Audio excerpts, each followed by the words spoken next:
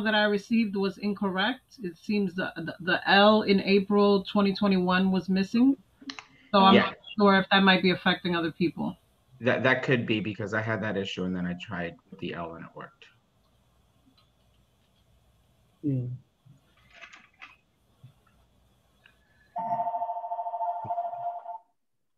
I'm Avi. Evening, good to be with you. Okay. We don't see any others in the attendees. So with that, I think we can just start for now. If members are joining, we'll definitely just try to make sure they're upgraded as a panelist, but at least we have quorum so we can start the meeting. Okay, we're recording already, Ariel. Okay, perfect. Thank you so much. So I'd like to call the meeting to order, 7:13 p.m. Can I get a second? A second. Thanks, Angel. So with that, just want to say thank you all so much again. We were fortunate to have our vice chair, Mariel, who's not going to be able to join us for this coming meeting. She had reached out to counterparts over at HPD, who we've been thankful to hear from, and also offered to join us today. They were willing to essentially come forward and talk to us a little bit about really their work with the Housing Ambassadors Program. I've heard quite a little bit here and there, but I'm not definitely as familiar as I'm sure the folks that are coming here today are going to be to speak to us about it and what they're exactly doing. And I'm so sorry. What is the name of the representatives that are coming from HPD today? Can I just confirm?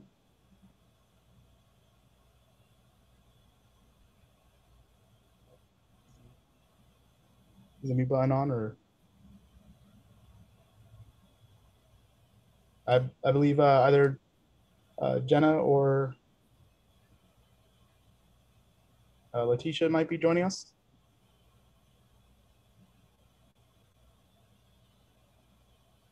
Okay, so I don't know if they are, but I believe there was also then a representative from Cloth that was going to be also with. Okay, just wanted to make sure. I guess they may not necessarily have had the link yet, but Ebenezer, those have been shared with them, correct? Excuse me, Ariel? The links have been shared with our HPD counterparts? Yes. Okay. Yes, we sent it to all the people you requested. Okay. If one is missing, let me know. I'm more than happy to resend it. Or, anyone can enter as an attendee and we promote it. That probably is going to be an easy way at this point. Okay. I don't think they're going to have the attendee link, but I will just send an email. I'm going to send it to you as well, so you can forward to anyone, and I have it as well. Probably that's going to be the faster way to bring someone to the meeting at this point, because otherwise I have to go back to the platform and recreate the whole thing, and it's manual one by one. Hold on one second. Okay.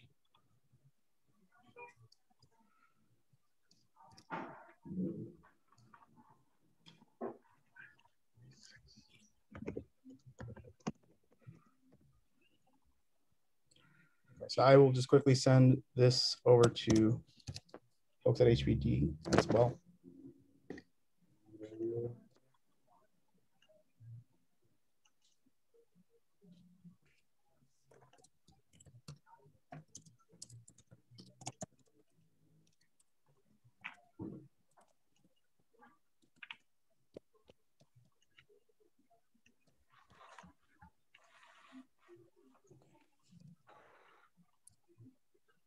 All right, so just because I don't think we have everyone from HPD at the moment, I guess if our individual panelists from BRC and also DHS are ready on their end, they'd like to try and do their presentation beforehand, well, I'm happy to try and do that instead. Does that work for you all? Yes, that works for us. Okay, great. Thank you so much.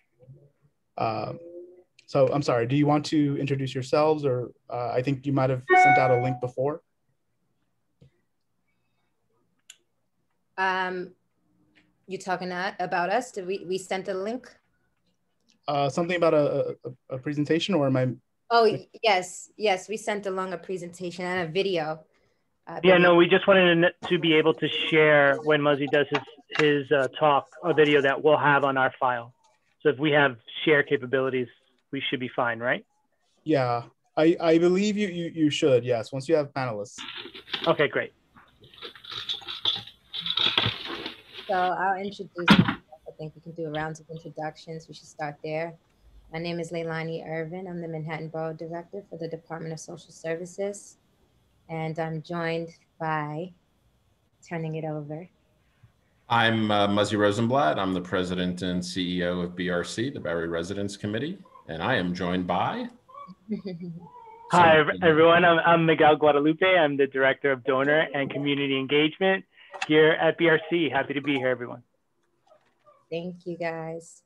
And so we're, I know that I notified on a shelter site, did a shelter notification in this community district actually, I just had the address up, is it 3966. 3966 10th Avenue. Thank you. And this was a shelter notification that I made some time back in, I believe, November to this community board. And at some point it was discovered that there was once, that this location was once an African burial site. And so immediately when BRC learned of this new discovery, they paused on moving forward with building and constructing. And so they paused and took a break, and took a step back and assessed new strategy and approach to engage community around this sensitive new discovery, and held series of conversations with community stakeholders. And I know that this community board was informed and looped in on those series as well. I think Ariel, you sat in on one of those informational sessions that BRC hosted, and others as well on the board. And I think it was very well received. At least that's the feedback that I got from community members, that they were very, informed on the historical context of the location and the history and importance and the significance of the site. And so today, Thomas for BRC. Aisha, can you? Aisha, can you mute your mic? So, Aisha, can you mute your mic?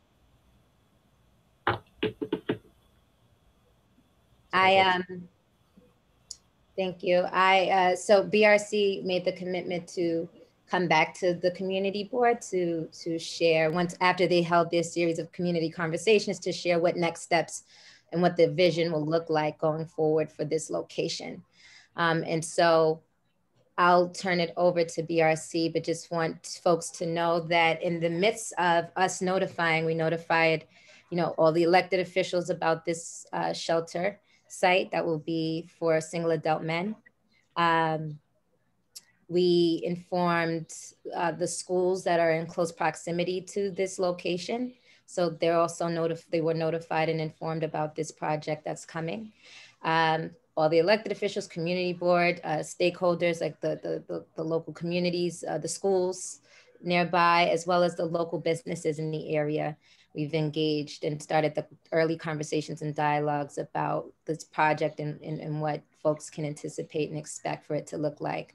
And so I just really want to take the time to also thank Miguel, who's been really on the ground in this community, really working to engage everyone and inform everyone about the plans and setting expectations and letting folks know what the goal and vision is of BRC before they move forward with this project. And I think that the feedback that I've gotten from elected officials and community stakeholders really is on the ground in this community, really working to engage everyone and inform That's so weird. Why is it? Setting expectations. Ebenezer, can you mute your mic? The vision is of BRC before they move forward with this project. And That's very strange. That is sound great to hear my voice. Well, Leilani, wait till you catch up to yourself. That's odd. Okay, that's the first. Why is it setting expectations? Can you mute your mic? There we go. Okay. Ebenezer, I'm so sorry. Okay. All right. Well, with that said, I'll turn it over to BRC. I just wanted to lay the ground and lay the land out, just to share with folks, about what the shelter notification looked like and explain why we paused and why we, are now coming back to the community to share an update and a readout on the input that BRC has received from community stakeholders as a result of them holding these series of community conversations and where they are now in planning. So I'll turn it over to BRC now. Thanks, Leilani. And as you mentioned, and as he introduced himself, I'm fortunate to be joined by my colleague, Miguel, a colleague in many efforts together. And I'm grateful for the opportunity to introduce BRC to Community Board 12 in this setting. We've had many, as Leilani said, conversations in other settings, and we've had many informal conversations. And I appreciate the reception that you gave to Miguel and took the time to walk with him in the community. And even visited, I think, some of the facilities we have, our Safe Haven on 182nd Street.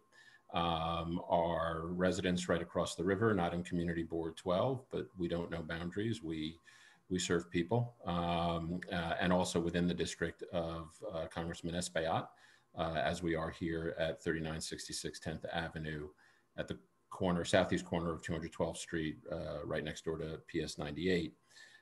So I thought I'd tell you just briefly a little bit about BRC, about why here, why are we in Inwood, why are we at this location, who we are, what we do, how we do what we do, and how we're dealing with the knowledge that we've gained that others have had, but that has been new information, disturbing, but also important and not something to ignore.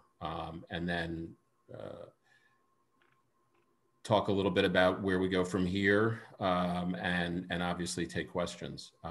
Is that all right, Ariel? Does that make sense? Yeah, absolutely. Okay, thank you. So again, I'm Muzzy Rosenblatt. I'm the president of BRC. I've been with BRC for over 20 years, but I didn't found it. BRC was founded 50 years ago, actually this year in 1971. So it stands for Bowery Residents Committee, and the Bowery back in the 70s and the 60s and the 50s and the 40s isn't the Bowery of today, although part of it still remains. It's gentrified a lot. If you've been there recently, pre-Rona. But we were an organization that isn't only 50 years old. We're an organization, more importantly, that was founded by our clients, that was founded by people in crisis, people in need, and people who believed that they could do better if they were given an opportunity, that they had been denied much and had suffered much, but that if people believed in them, if people supported them, if people cared for them, if people, dare I say, and I will because it's so important to our work, if people loved them, that they could become a better version of themselves. That it's really hard to do this kind of work of healing and transforming alone, but with support, they could do better. And the way they lived then, not necessarily by choice, but by necessity, was in flop houses, lodging houses, 4x6 cubicles, chicken wire, no window, a door, and a lot of chaos around them. And despite all that, they didn't give up. But they needed support. So they started it. It was a committee of residents who lived in those lodging houses, a committee of residents on the Bowery Residents Committee, BRC. And they, and many of our programs are named after them. Our Jack Ryan Residence, our Clyde Burden House, our Fred Cooper Substance Abuse Services Center. And so that, I'm not going to go through 50 years of history, don't worry about that.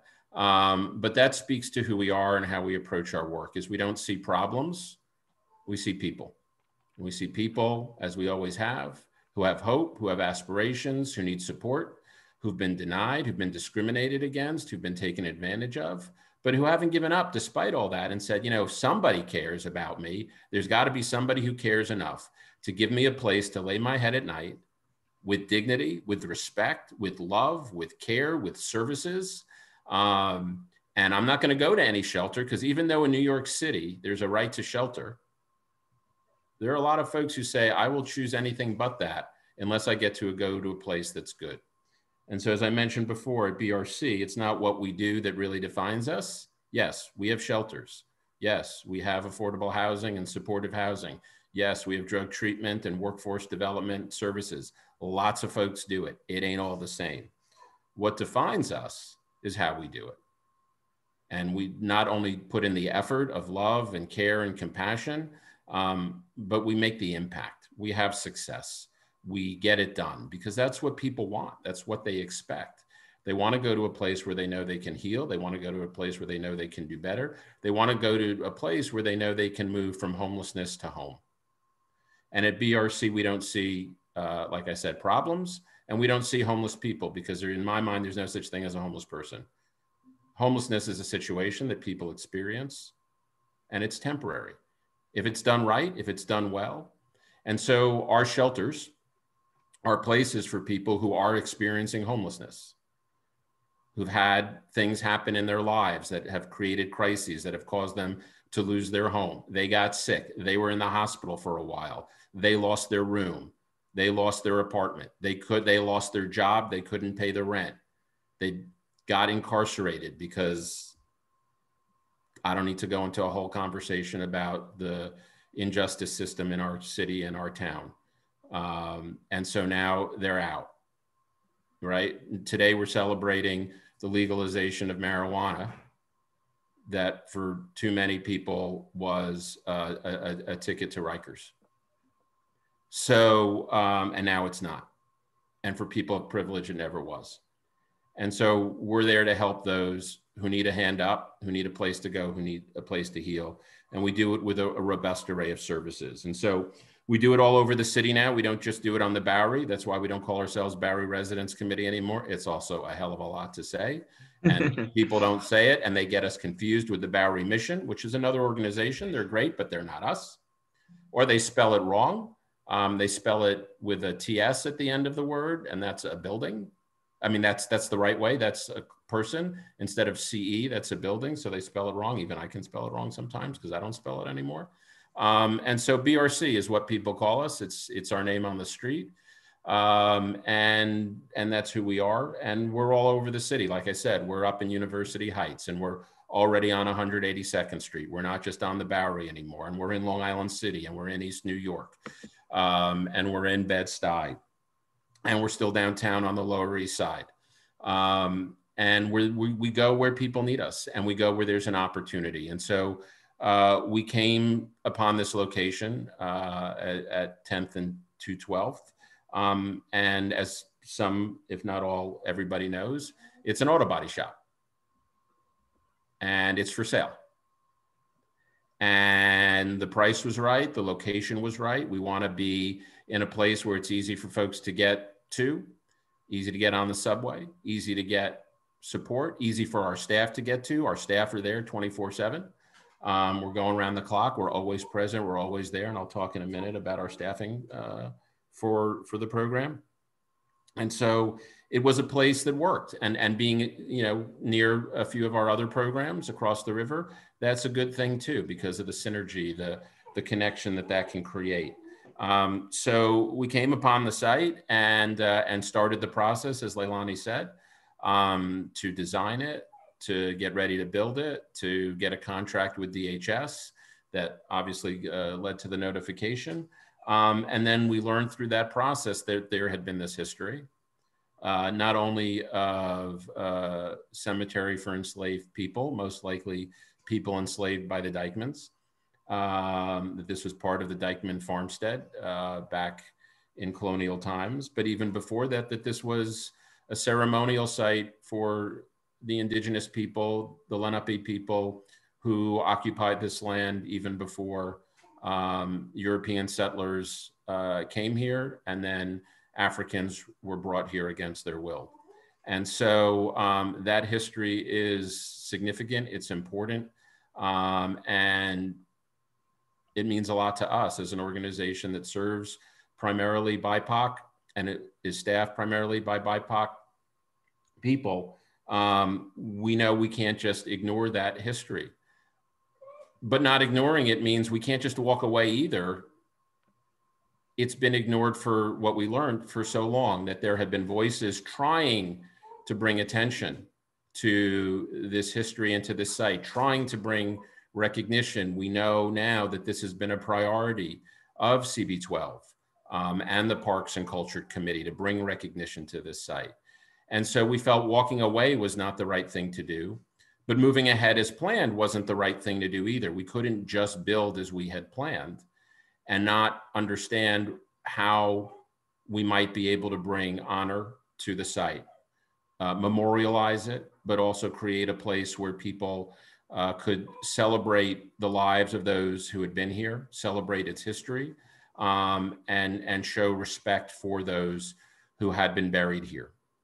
And so we are now, we've been through a series of conversations co-sponsored by and grateful for the support for the listening from the Office of Manhattan Borough President Gail Brewer, from the Dyckman Farmhouse Alliance, and from many others, Good Shepherd Church and others who have brought their wisdom, who have brought their knowledge, who have brought their experience into these conversations, as I and Miguel and many others have listened to understand, could we move forward in a way that would bring honor and respect and celebrate the history and the people who had been buried here.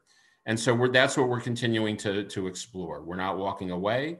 We haven't made a decision that absolutely we can move forward. But I will tell you this, I am more hopeful than I've ever been. I'm more optimistic from listening that there could very well be a way to build the shelter here, to serve the injustices of racism that exist today, to help heal and transform the lives of people today who struggle and need a fair shake and need a place to lay their head and need to be treated with dignity and respect and need to be given the opportunity to heal, but also to create a memorial, to create an educational center where that history is not only not forgotten anymore, but it is honored. So our hope, like I said, is to be able to do both. And I'll tell you this, BRC will only move forward if we can do both. If we can pursue our mission and have a shelter, but do it in a way that creates the memorial. And so the plan is to continue with that notion of the shelter. What is the shelter? As Leilani mentioned, we would be serving single adults, men experiencing homelessness who go to the city for help and then get assigned to one of many shelters in the city. This would be a shelter for 120 individuals, general population that would be rich with services.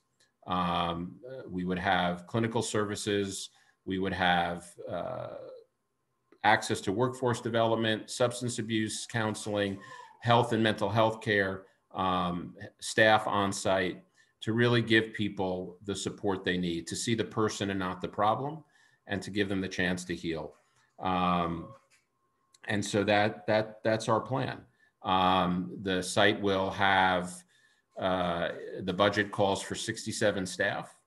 Of that, 32 are what we call residential aides and their supervisors. Those are the folks who handle everything about keeping a secure environment, supporting the clients, being there around the clock, everything from access into the building to walking around and doing wellness checks and making sure that everyone and everything is okay. And of course, we have a lot of experience doing this. We're not new to this. We have 6 shelters with DHS, 4 safe havens, 3 community residences, almost 800 units of permanent supportive housing.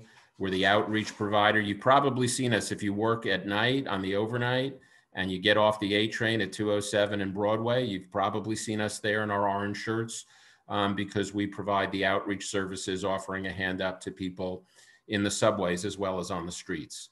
And always our mission is to help somebody become, like I said, the best version of themselves. Our job is not to move people. Our job is not to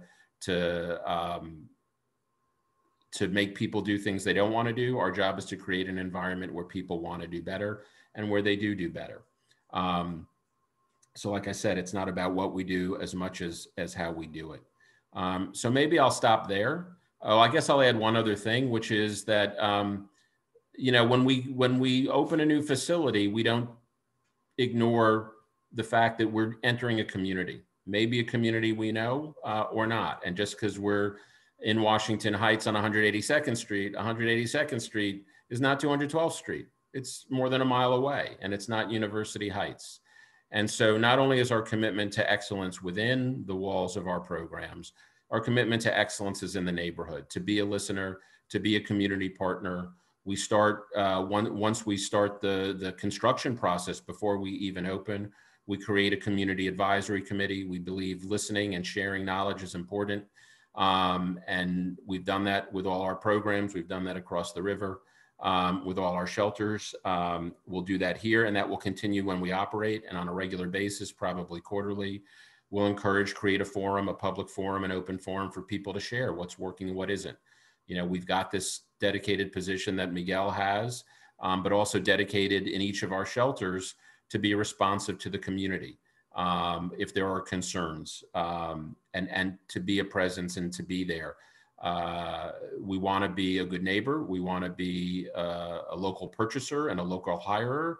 And we care about the neighborhood where we are. And we've done that successfully, whether it's in Chelsea downtown or it's in University Heights or it's on the Bowery. And so we will not only focus within, but we will focus without.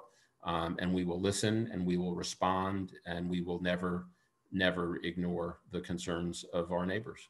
So I'll stop there. I've rambled on a bit. I apologize for that. I didn't have like a prepared speech, but I did want to share with you our passion for our work and our compassion for the people we work with to create better futures. So thank you for the opportunity.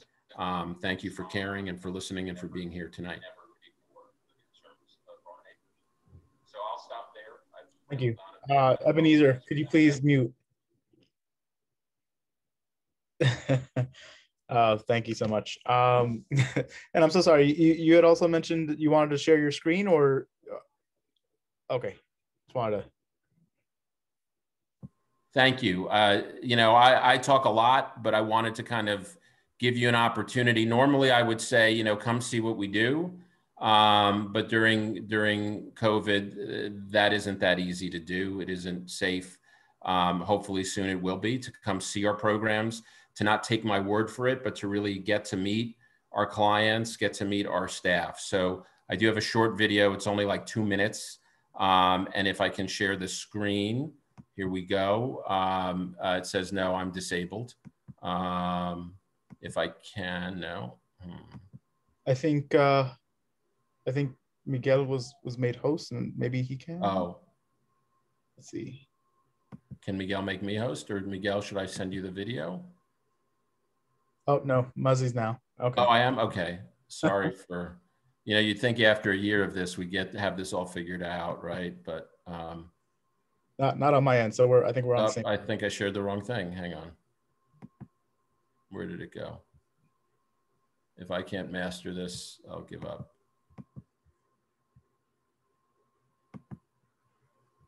Tab over. What? Next tab over on your Outlook, on your thing. So next tab. I see it. Oh, there. Thank you, Miguel. Here You're we welcome. go. You can see it now? Yep.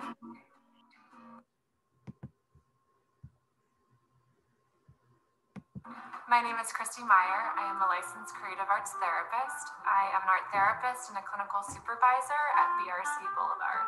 We want to do some painting? I started volunteering for BRC and eventually found my place here where I could help people in the process of art therapy. What's the association with flowers? Art therapy is mental health therapy. It's nonverbal. This really helps people who have psychological impairments, emotional impairments. It helps them overcome these barriers in being able to communicate with me and with their fellow residents and with the rest of the staff and with other people in the world. I have some light blue, but I can also show you how to mix it. For someone who's homeless, it's a very difficult experience, and it's wonderful for our clients to communicate their thoughts, feelings through this expressive form. He was painting and he stumbled across his own paint. He's a mess. And they can hang it on their wall. We are here in the New York Public Library, the East Harlem branch on 125th Street, and they have been kind enough to host us for an exhibition here. So it's been really wonderful to be a part of this community.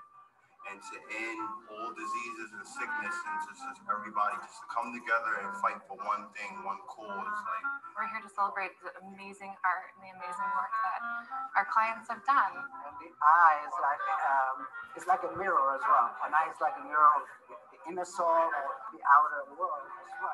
And the fact they want to share that, you can really see how much pride they have. this is me. This is my art. I love to show it off. What I'm going through in life, trap represents that exactly. I feel trapped. When I'm actually doing my art, I feel relieved. I don't feel like I'm trapped anymore, you know? I feel free. Yeah.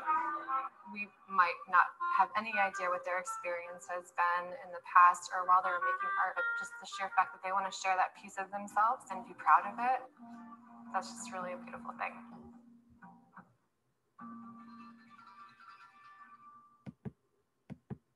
Thank you for letting me share that. I just felt so much is said in the media about shelters and people experiencing homelessness that is, oh, sorry, that's me, right? Oh, sorry about that. So much is said that is so wrong, so hateful, so harmful. But this is who we are, this is what we do. And this is just to give you a sense of what, if we move forward on this site, we would, the love and the care and the people who would be here as well. Thank you.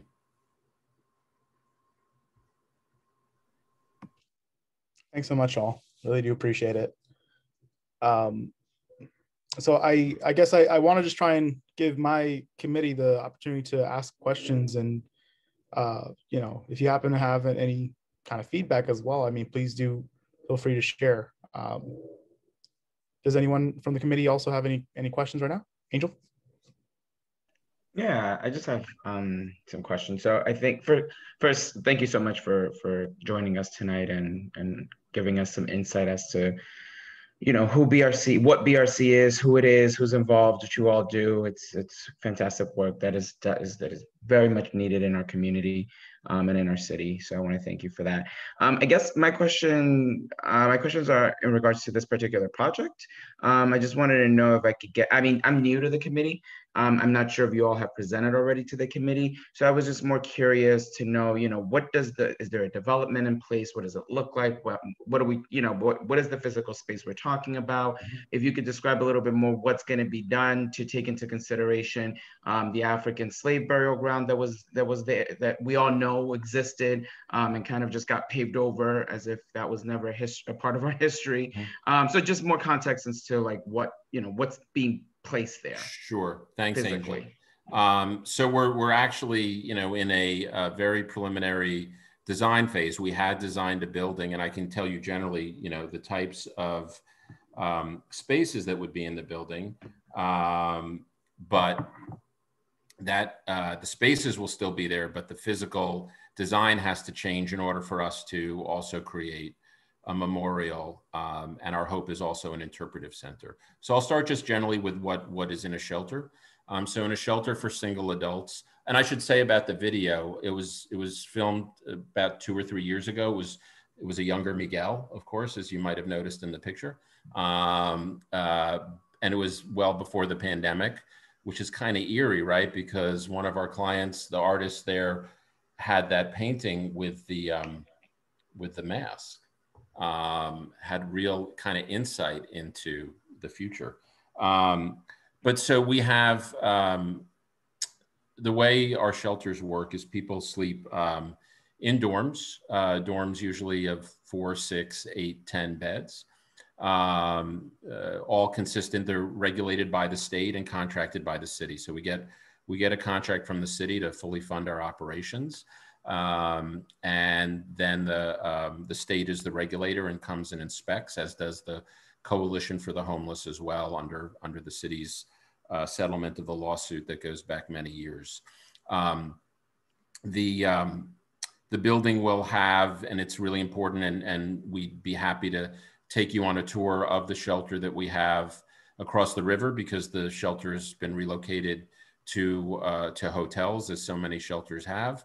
But you'll have dormitories for individuals to sleep with lots of space.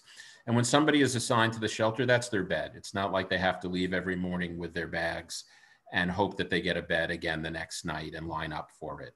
That's their temporary home. It's their dorm. It's their place of residence. It's their address.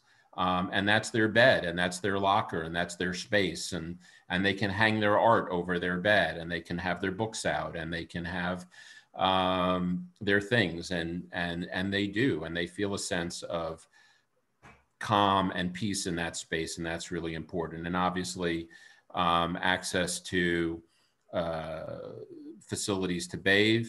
Then there'll be a large cafeteria. We cook all our own food, because we also think what people eat and how people eat. People should eat healthy food, freshly prepared food. And so how we prepare the food, we do our own cooking. We'll be cooking in our kitchen across the river and bringing it over here. We also do our own maintenance. We don't outsource really anything that we do. And many of the people, I should say, who work at BRC, particularly who work in our kitchens, who work in maintenance, but also who work in social services and operations, are former clients. Mm-hmm. We don't have a double standard. They have to meet the same requirements as everybody else, but they bring a special experience to the work and a special commitment to the work. And if that's the work they want to do, be it direct with a client or in cooking or maintenance, we welcome them, and we've had great success with that. So there'll be a cafeteria.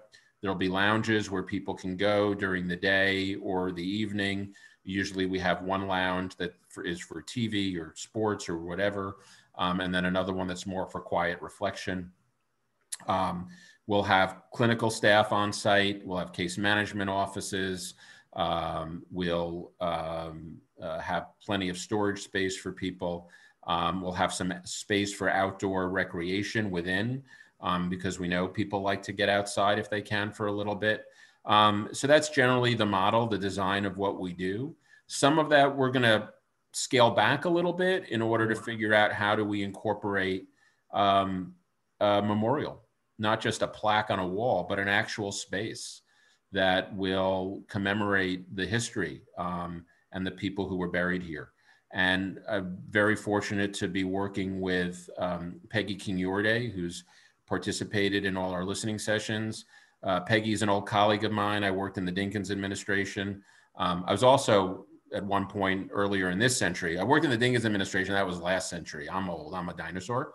But I was a member of Community Board 3 Manhattan for many years. So I completely respect and admire the commitment and the sacrifice that community board members make voluntarily to do this work. And particularly to do it during a pandemic where it's even harder and the rewards are less, because I always love seeing people and, just going out after community board meetings. And that's not as easy to do anymore. But going back, so Peggy is advising us. Peggy was the force, if you don't know her, Peggy King-Yorday, King-Jorde. If you want to, Google her. She was a driving force behind the establishment of the African Burial Ground in Lower Manhattan that is now a national monument. When Peggy and I were sharing cubicles in the Dinkins administration was when the city first learned that on a site in Lower Manhattan, hundreds of people had been buried and were still buried.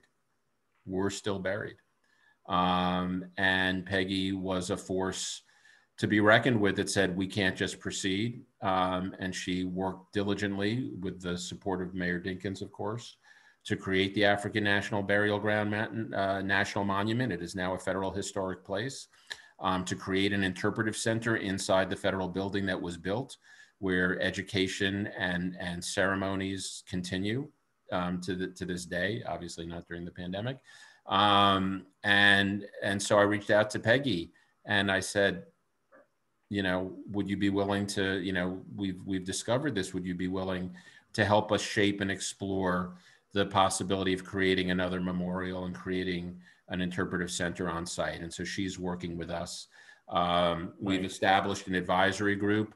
We reached out also helping us, as I mentioned earlier, but really another incredible asset, both as an institution and as a person in CB12 is the Dyckman Farmhouse and the work that Meredith Soren Hursford's been doing there since she took over and focusing on the history and not just, you know, colonial history as we were taught it in grade school, but, you know, the more sinister side of it, of how the Dyckmans actually became so rich and on whose back they earned their wealth. Right.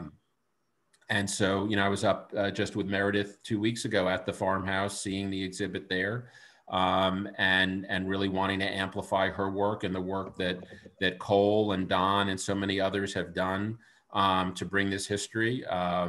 The Alliance has done some really amazing work. So they will be guiding and shaping how we create within the walls of this building and outside the walls of this building, a place for everybody to come together, for everyone in the community to come together to bring honor, to meditate, to mourn, to celebrate, and to learn.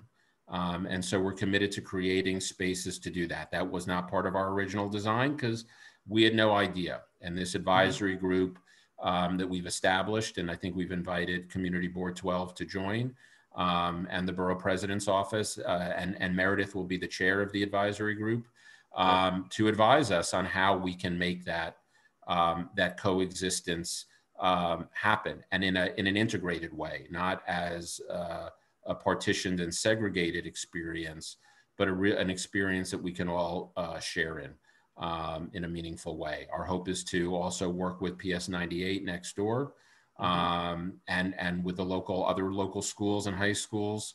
We had some wonderful young people. There was a wonderful young man, a high school student, I think still, in Senator Jackson's office, who came to one of the sessions and spoke so beautifully about learning for the first time things that he didn't know about New York's history of enslaving people, and how long that lasted, right, until 1827.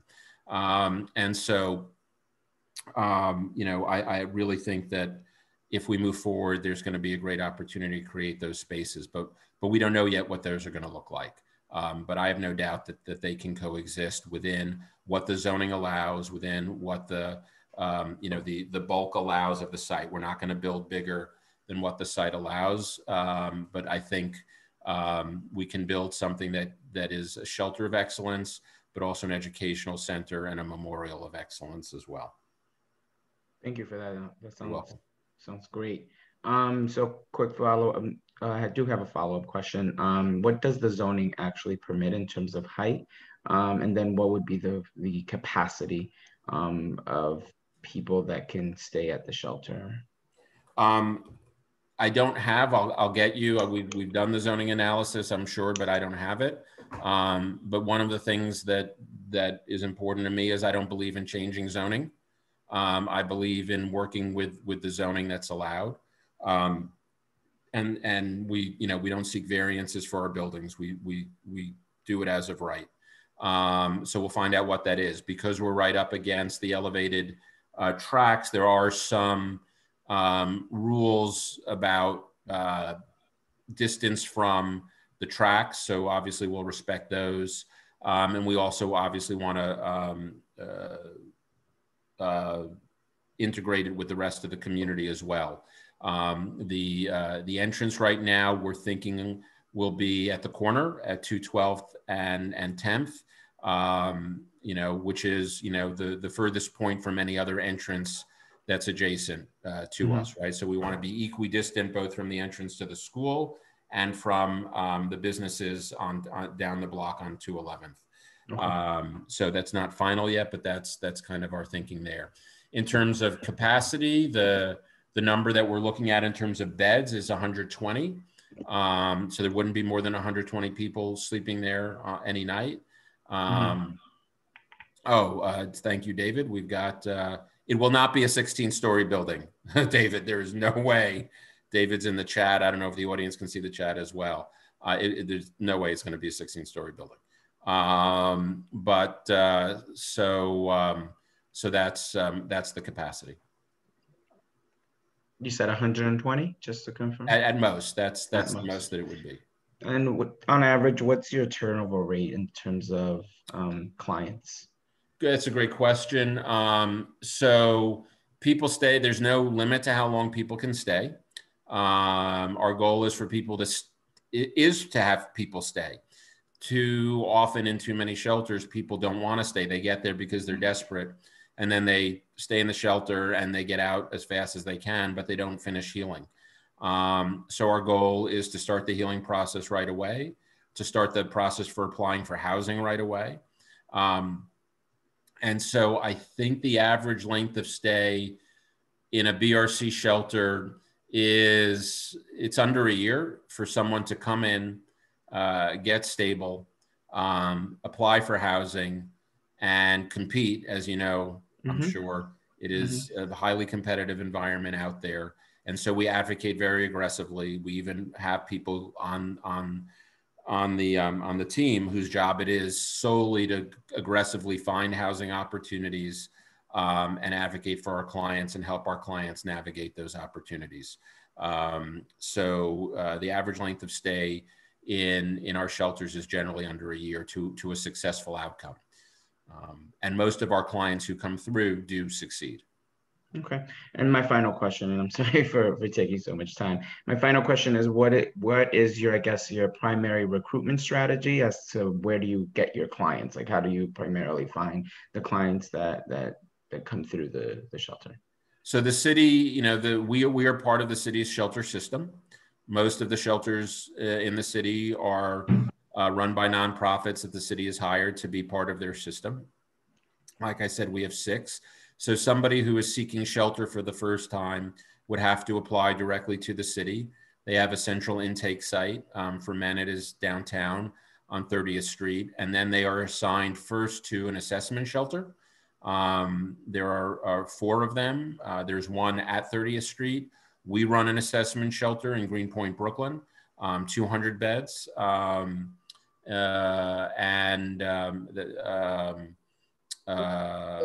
Sorry, looking at the comment.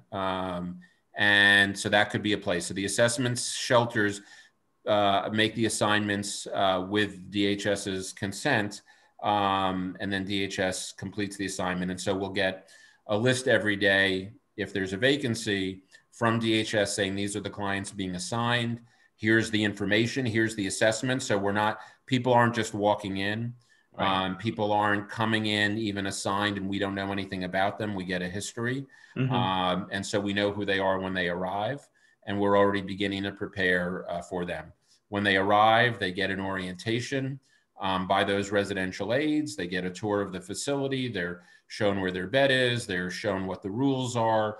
They're introduced to what we have, what we call a good neighbor policy, you know, the golden rule, you know, treat others as you'd want to be treated yourself. What does that mean? How do we apply that? What the cafeteria hours are, who your case manager will be. Then usually in the first 2 days that you're there, you'll have your first meeting with your case manager.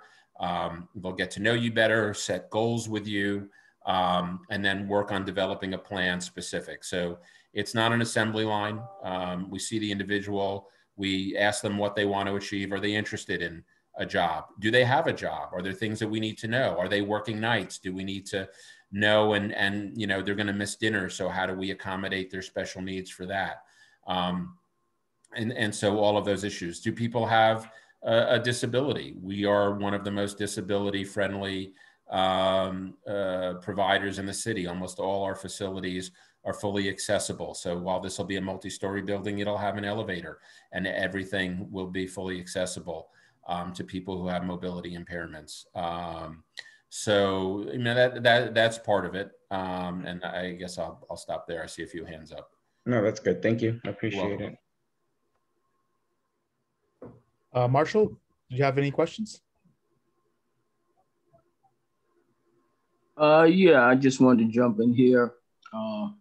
Well, I don't know. We didn't have introductions tonight. I'm Marshall Vanderpool. I'm the first vice president, Dyckman Resident Association.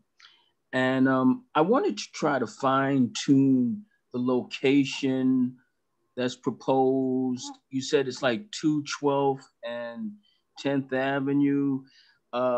You're not talking about there's a BP gas station. Is it north of the BP gas station? Yeah. Okay, so this is closer to, okay, all right. And this is an existing building, you're saying, that's already constructed, but it's an auto shop? Right. That's a great question, Marshall. So right now there's a one-story auto body garage. So some of it is set back from the street. There's like a lot out front, but it's between 211 and 212 on the Isham Park side of 10th Avenue, right? The other side of 10th Avenue is the IRT MTA yard, right? So we're across from the yards. Down at 211th, there's a restaurant. And then as you go up the block, there's like a parking lot, and the garages are set back, like a one-story garage where you'd pull your car in, and, you know, a high one-story, right? Because he's got the lift. And then on the corner is like the office where you'd go in for the garage. It might be a 1 or 2 story building, I think. And so if we go forward, we would first demolish the buildings that are there. And then we would begin construction on a brand new building. It would be a brand new building. And how many stories are we considering? We don't know yet. You know, David said in the chat, it could be as high as 16. It will not be as high as 16. But I don't know yet, because in order to, depending on how we create the space for public access to create a memorial, you know, we may want the building to be a narrower building so that there can be a public outdoor space. And so if it's a narrower building, it might be slightly taller than if it was a wider building, but then nobody could get access to the space, and then it could be shorter. So those are some of the challenges we're weighing right now, is where would the memorial be? How big would it be? And that's separate from an interpretive center. And then based on that, how do we still get a shelter in there that fits within the zoning as of right, but is big enough that the city is willing to give us a contract, right? Like you said, well, make the whole thing an interpretive center and just have like a 20-bed shelter. Then there'd be no shelter, because the city would never give us a contract for a 20-bed shelter. And then it would be the auto body shop, and it wouldn't be anything. And so it's about balancing the city's need for a shelter, and a shelter that makes sense financially, and history's need and culture's need and the community's need for a place of honor for the history and for the people who were here. I think it's important to just to kind of uplift one point, I think, to your question, Marshall, is that one of the things that makes BRC different in terms of this development is that it's purposeful design. We are designing this facility with the specific purpose of it being a shelter for these clients, as opposed to, say, what most people might be used to is that, you know, a nonprofit will sort of take over a box, right, and try to retrofit it in any way it can in order to fit, you know, their mission. We are actually designing like an armory, this for example, like an armory. Right. For example. Right. So what we're doing, we're actually designing it with the purpose of the clients, to keep them safe, to keep them active, to keep them, purposefully done, with also in mind how it fits within the community. For example, the reason why we have the outdoor space is actually part of the building, so that people aren't hanging out or loitering in front of the building or say up the block. And that has worked really well for us at our other designed building, which is across the bridge from you guys over at Landing Road. That's the building that is behind the Dallas BBQ. I don't know if you guys know that building near the Deegan. That's ours, right? So that's our building. And part of it, and Ebenezer, I believe, went with me, and Eleazar went with me to see it. And one of the biggest aspects of that is that we've designed an outdoor courtyard that is within the building's actual footprint. And we plan on doing something similar to that, so that our clients have somewhere to go and be outside without necessarily, being, lingering in traffic or something like that. So let me just understand. So I recall with, I guess, BBQ, I guess when you go back, there used to be a club back then. I guess there was a parking area. That's your building back there? Jimmy's Bronx Cafe. I remember it very well. Jimmy's Bronx. No, he's talking about Salsa con Fuego, which is still there. Oh yeah, Salsa con Fuego is still there. Before it was right, and then the parking lot. So yes, Marshall, we bought the parking lot from Salsa con Fuego, right? So most people say they paved Paradise and put up a parking lot. We took down the parking lot and we put up Paradise. I like that. All right. Well, thank you, Muzzy. You're welcome, Marshall. And Miguel, there was a question about outreach. Do you want to talk a little bit about that? Yeah, so the outreach is going into stages. I think this was to David's question. And the reality is that we paused our outreach because we didn't have that much information to say in terms of all of the information that you're getting now. Why did we pause? Because when we found out that there was a history involved with the site, we needed to make sure that we wanted to proceed with the building of the site and how we would potentially do this before we commenced to doing the outreach again. So in essence, this is a restart of that outreach. And as we get more plans, we'll be informing more people.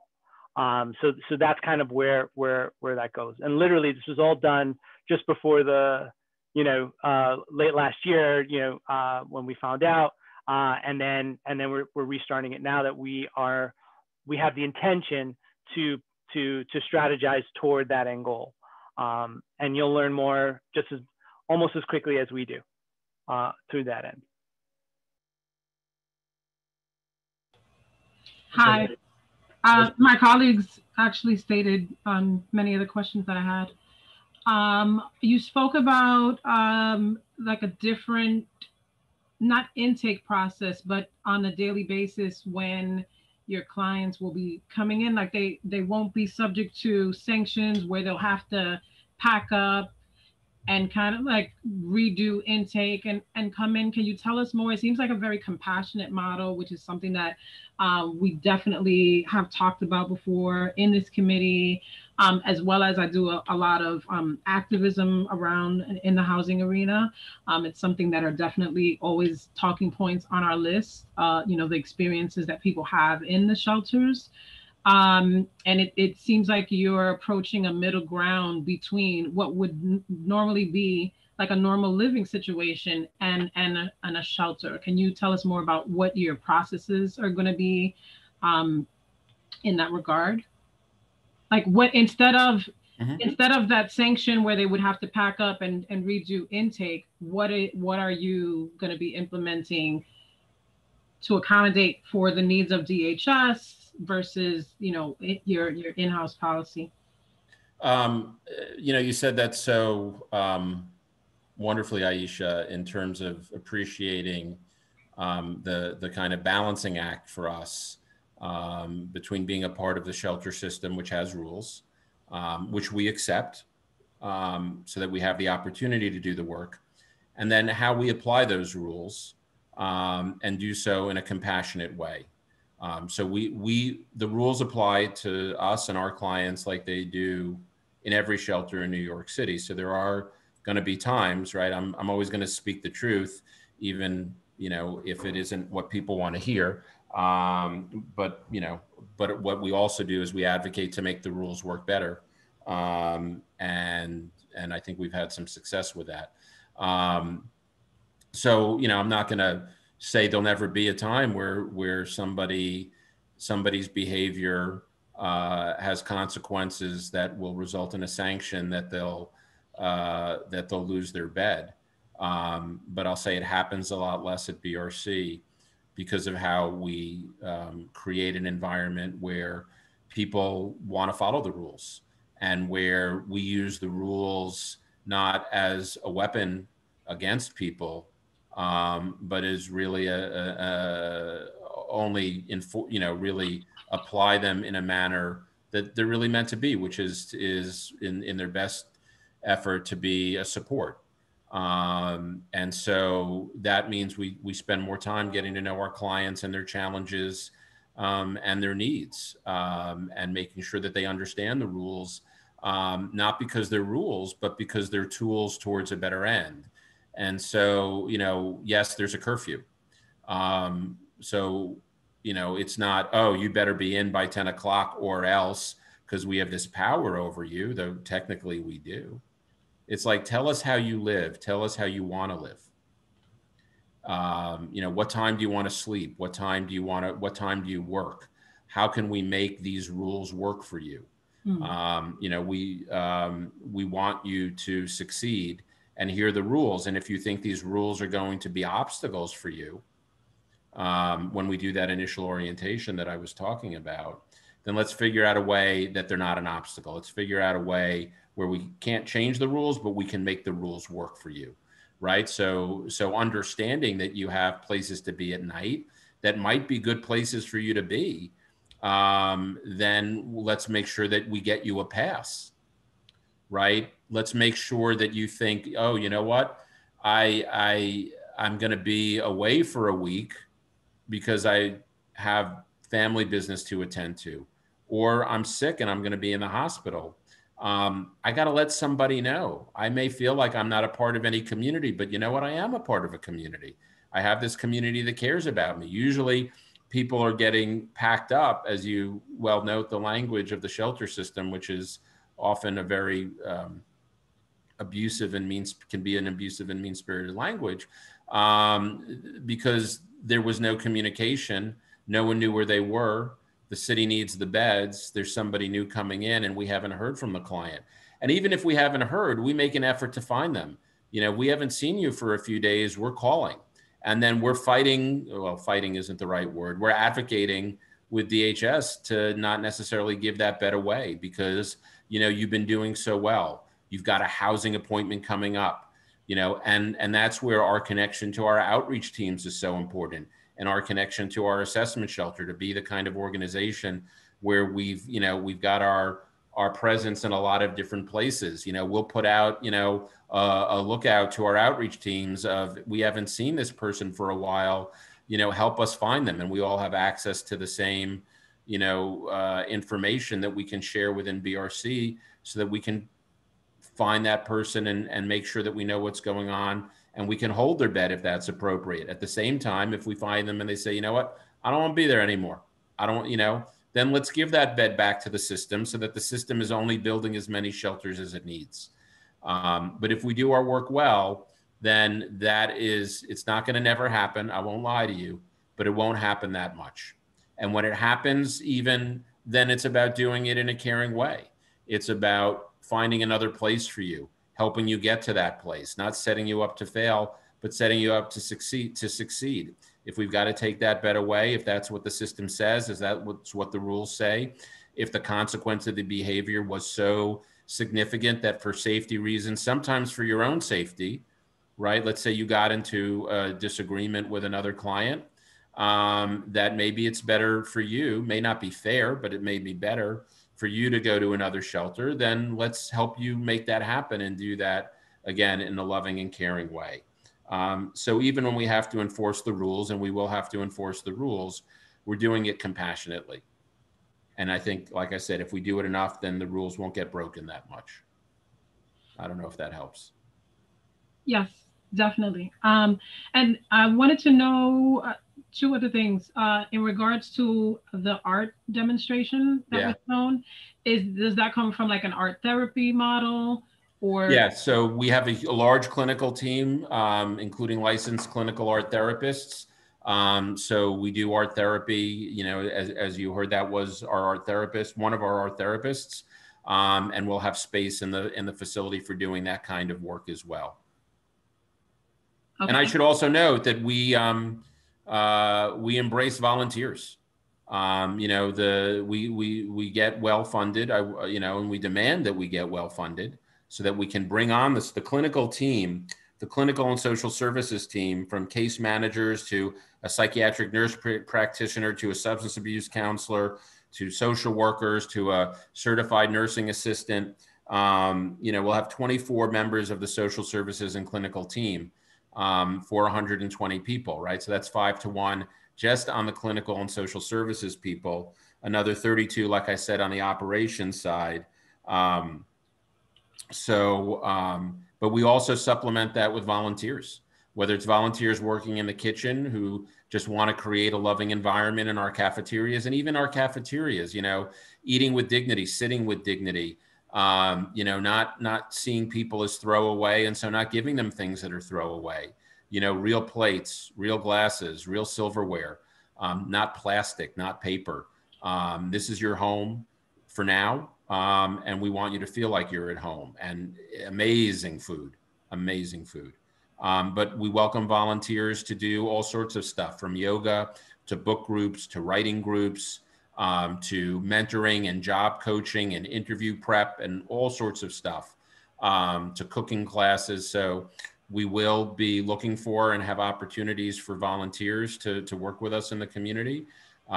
We've had success with that in our other programs, and also to create space within the community sometimes for the community to come in. You know, we've hosted a variety of events at University Heights and at our Chelsea location, where the communities come in, where we've done joint voter registration drives, where we've had Boy Scout troops and Girl Scout troops and all sorts of other kind of opportunities we've done with the community board, with Congressman Espaillat's office, with Senator Rivera, who's our state senator, an amazing supporter of ours in University Heights. So like I said, don't take my word for it. You know, ask them what the experience has been. And I hope they say good things. But you know, welcoming volunteers would be a wonderful thing to support and show love to our clients. So, and my last question is, I know this area very well. My stepson lived on the block right where the car, I guess it's a parking storage facility. Right, that's across the street with the elevators that hold the cars. Yeah. Yeah. Yeah. So, and I know some of the families that live on that block, as well as the school that is there. So what is your approach to kind of like creating a win-win for the community where your facility is concerned? You know, some of the concerns that we get, of course, when a shelter is in our community or coming to our community, is security, is any concerns of, you know, rollout into the community, what it impacts. But of course, everything that you've said about the needs of the people that you intend to house are valid. And we definitely do not want to be doing the not in my backyard. In comparison to many of the other presentations that I've seen over the years, I've been a board member for 8 years. I really like what I'm hearing from you as far as the spirit of how, you know, what you intend to bring and the way in which you operate your programs. But this is important as far as the security aspect. So can you talk to me some about that? Sure.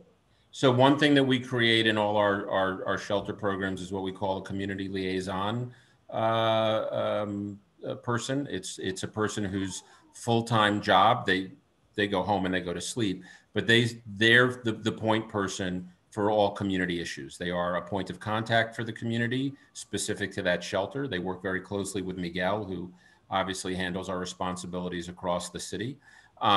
They supervise our staff, and so you will see our staff on the street.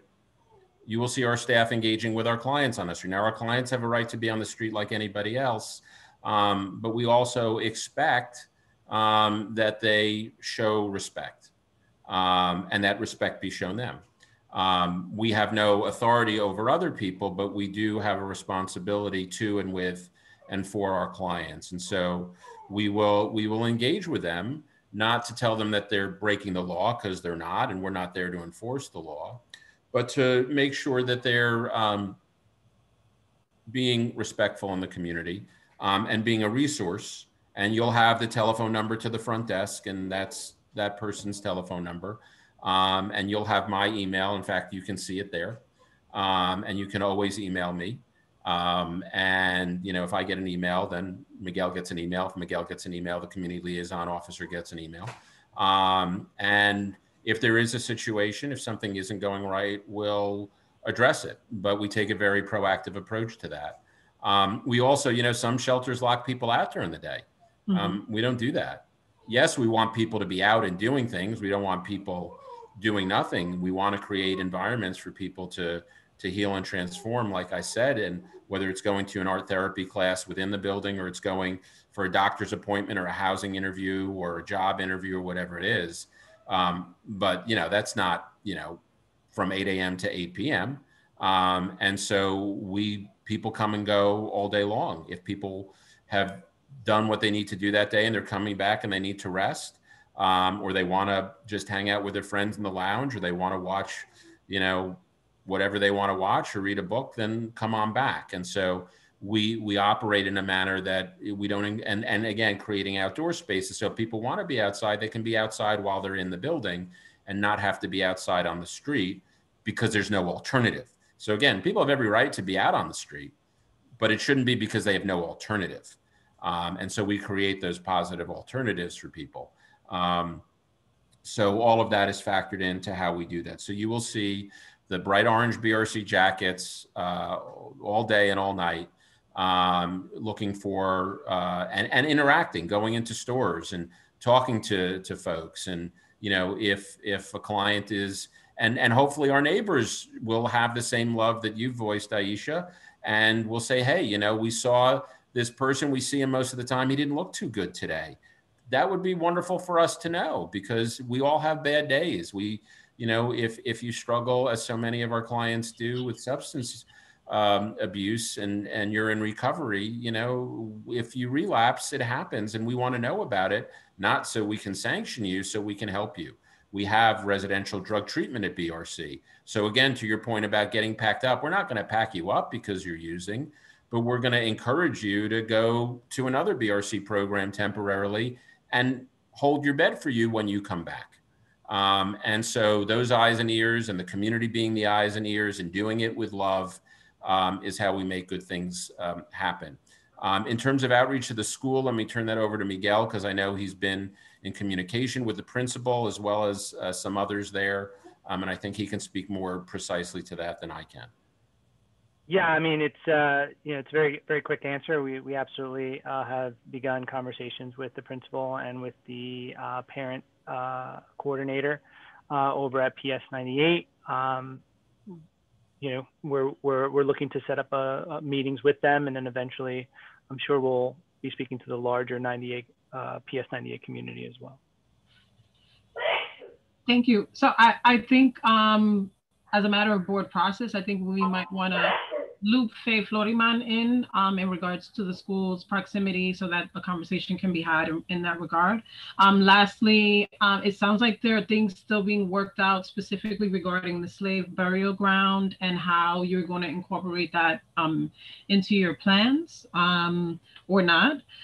So will you be coming back to us when this is all more settled, and what's the timeline for what that looks like? And lastly, I just want to give rise to many of the comments that are coming through in the chat from some community members. Like some things that they specifically asked is like, what types of disabilities do some of the clients have? What types of challenges are they facing? So yeah, let me deal with a few of those. So we will come back as many times as you'll have us. Depending on how often you invite us, I can't promise we'll always have something new to say. But when we have something new to say, we'll let you know and come back. And as I mentioned earlier, we'll also be creating our own community advisory committee that will be ongoing during the entire construction process and during the entire operations, and that'll meet at least quarterly, and there'll always be a forum there to ask questions and get answers and share information with us. In terms of the population, it's a general population shelter. It's not 100% any one category of need, other than it is single adult men. And so we will have the resources. Oh, it's nice to see you. And I apologize for my dog in the background. He's hearing the voices and wants to be part of the conversation. So we will have any variety of challenges that are the root causes, often other than systemic racism, which we haven't found a solution for. But to the extent that people have mental health challenges, have substance challenges, or economic challenges, we have the resources, the capacity, and the experience as an organization, and we will have on site to deal with all of that. So we will have a psychiatric nurse practitioner. We will have a substance abuse counselor. We will have a certified nursing assistant. We will have master's level social workers, clinical social workers, and art therapy. So we will have all those resources available. It won't be 100% mentally ill. It won't be 100% substance using. It won't be 100% economically disadvantaged. It'll be 100% human beings in crisis, experiencing homelessness, and whatever they need, we will be able to provide it for them. Okay. And so you're saying it won't be 100%, but will you be serving the SBMI community, severe and persistent mental? Yes, definitely, yes. We have a lot of experience with the seriously mentally ill population. The shelter that the art therapy program video came from, which is the Boulevard Shelter at 2027 Lex at 124th Street. It's not there right now. It's in a hotel in Brooklyn. And that's not a building we built. That's a building we inherited. That is a 103-bed shelter for single men, all with serious mental illness. So we have a lot of experience with that and in other shelters as well. But this will be on any given day, a mixed population. Thank you. Mm-hmm. You're welcome. Thank you. Thank you. Angel, you had questions? Yeah, my question is actually for Leilani. I just wanted to get a sense from you. What role does DHS play in this project? Or what role will you all play as well? So whenever we contract, this is an open-ended RFP process, and we award a contract to providers such as high-quality providers such as BRC. Once they've been awarded the contract, DHS will always and continue to work as somewhat as a oversight with every provider that comes online. So once this particular shelter site opens up, DHS always will have what we call a program administrator who liaisons essentially between the site and the agency. And so whenever there needs to be a transfer made, BRC would inform DHS. We would go in our system to see where there's vacancies to make that transfer happen. Whenever someone's coming into what Muzzy was referring to earlier, intake, where single adult men would be coming into, which is 30th Street, men's shelter intake, we would basically make the placement and this is how it works with the entire system. But I do, to that point, want to emphasize the Turning the Tide plan under this administration. The goal is to keep folks closer to their community and support networks.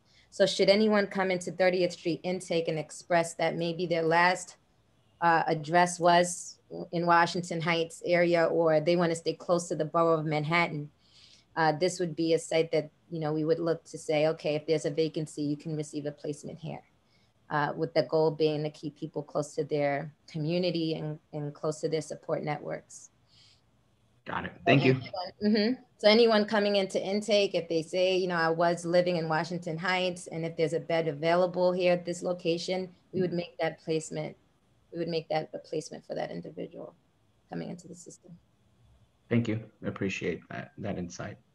Are we going to be elevating members of the community? There seems like a lot of chatter in the comments. Are we going to be giving members of the community opportunities to speak and ask questions? Yeah. Yeah, I think at this point I'll probably be the last one, unless members have more questions. But thank you so much, Muzzy, for joining us tonight. Really do appreciate it. I think that in our past conversation, just going between Miguel and also Elizar and Ebenezer here, we've been trying to just get a bit more information about what's going to be happening. I think it's good that we had an opportunity to try and discuss a lot of the concerns that might have come up, right? You held these 3 listening sessions that definitely went into quite a bit of detail. I think that one of the things that I also discussed with Miguel that was important to me when we're discussing a potential memorial, perhaps even something that might commemorate the site, is really being able to have a conversation that's not necessarily always easy when we're talking about who exactly is going to be entering the shelters and what the history has been for many individual descendants of enslaved people. And I think that there is something that could be brought in when we're talking about a sort of commemorative site, because I feel in these conversations, there's not necessarily an acknowledgement of who is the majority of the people that are going to be entering shelters and what has been our history in our country that set this up. Like we have a real problem with how we look at shelters that's been definitely being taken on for the past few years. But we know that when we were supposed to be entering Reconstruction after Civil War, a lot of individuals that were enslaved at that point were forced into what was referred to as poorhouses. But also, not to mention, they actually expanded because most states actually try to discriminate and specifically separate as a result. So when you go down to the South specifically, because I've made it a personal journey for me to do that, it's something that's so embedded into those museums. And it makes very clear just how much has gone into trying to better the quality of life for many individuals. We as a city here, we took up much of those concerns about how quality of life is really offered to individuals that go to shelters. In the beginning of the past few years with the administration, it was a focus on the shelter, the Emergency Shelter Repair Squad, because of what we saw. And so, I just wanted to mention that was partly one of the reasons why I sent a lot of questions, quite frankly, to Miguel. These are really trying to look at what services are going to be offered, how it's being maintained, how it's also going to be upkept. Because a lot of times we've also seen that example of, quite frankly, it's, yes, a lot of Black shelter residents dealing with very terrible qualities within our shelters for years. So, I just want to, again, thank you for having set up that time for people to speak about this. I would hope that there's at least some opportunity to have that conversation, or perhaps even something that speaks to this at that site, because I do feel it's incredibly important to acknowledge. I think you're well said, Ariel. I couldn't agree with you more. It's exactly why we do the work, because we know that the systemic racism didn't end with Reconstruction. It didn't end with the Civil War, and it didn't end in New York. It's not just a Southern phenomenon. I was up in Cooperstown last week, driving on New York 20 across from Schenectady-ish area back towards Albany. And I saw Confederate flags flying in this state today. The hate is still here. The racism is still here. It's institutional. We see it with a state that did not vaccinate people who were incarcerated for no other reason than they were incarcerated.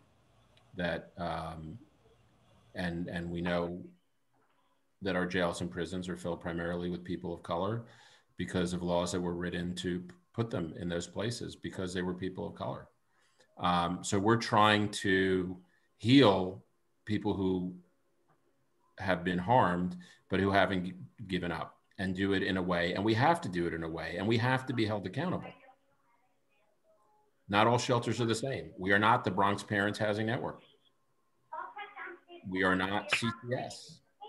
We are not other organizations. We are BRC. And we're all over the city now because the need is great. And because it isn't just about meeting the need, it's about meeting it with love and meeting it well. It's why we not only hire from our clients and give them an opportunity for a career path at BRC, but also because how we clean and how we cook is not something we're going to contract out to somebody else. It's got to be something that we do ourselves, and that we own that responsibility, and that we create, as Miguel said when he was describing it earlier, we create spaces of dignity that we build from the ground up, and create a space where people can feel like they are loved, and we hire people who demonstrate that love. And if we don't, then shame on us. And, you know, again, don't take my word for it, come see, and then keep coming back and hold us accountable. You know, I don't want to make it sound like I'm just sweet talking it here and then go away. You'll continue to see me, you'll continue to see Miguel, and to have these conversations. And, you know, and again, I'm not saying we're perfect. I'm not saying we don't make mistakes. But I think we're guided in the right direction, and we're guided still knowing that we work in service to others, in a community, in a state, in a country, but even here locally, where we are still trying to overcome the horrible harm that's come from racism, not just in the hearts of people who hate, but in the laws that govern us, and continue to govern us. And all we can do is do our best to repair it and change it. And that's all that we're trying to do. And we can only do that if others give us that opportunity. And then, like I said, hold us accountable. So I admire you. You said it far better than I did, and that you, and I hope and expect that you will hold us accountable. There are a lot of ways to do that. You know, we mentioned already the Community Advisory Council. We want to encourage anyone within this community board, or anyone listening, to join it or participate in it when we do have them. This isn't happening. This facility, this shelter, this home isn't happening tomorrow. There's a long road ahead, you know, of potentially multiple years till we open the doors.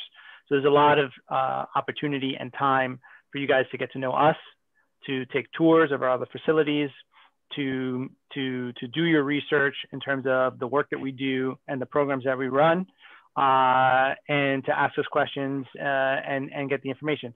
We'll give you the information as we have it. You know, in terms of this particular location, that is very fluid right now. That's just the reality. You know, but as things start to solidify, we consider the community board and the community to be our partners in this, and we will make sure that you are informed, and that we get your feedback and we take your feedback to heart. Right. And to Miguel's point, it's about 2 or 3 years before we open. And when will the advisory council begin, and how do people sign up for that? So closer to the site's opening date is when the Community Advisory Council board will be implemented. But prior to that, I think Mazi was getting ready to allude to the fact that folks they're interested in identifying viable community stakeholders who could be a part of this advisory board. So if there's anyone from Community Board 12 or anyone in the community that you know of that would be ideal to sit on this advisory board, it's always great if we can incorporate residents who live in close proximity to where this location will be. That would be great to let us know who they are, so that we can start compiling this list and forming this group in advance of the site opening. But the meetings won't start until the site becomes live. Thank you. Can I actually just ask as well, Mazi, for this coming shelter site, would we expect it to be essentially run on a similar model, either that of would it be supportive housing, or perhaps even a housing first sort of approach? I mean, just description, it seems as if it's supposed to be modeling a lot more housing first. You know, it's not supportive housing. It's not housing. You know, just to be clear, though we do a lot of that. That isn't what we're building here.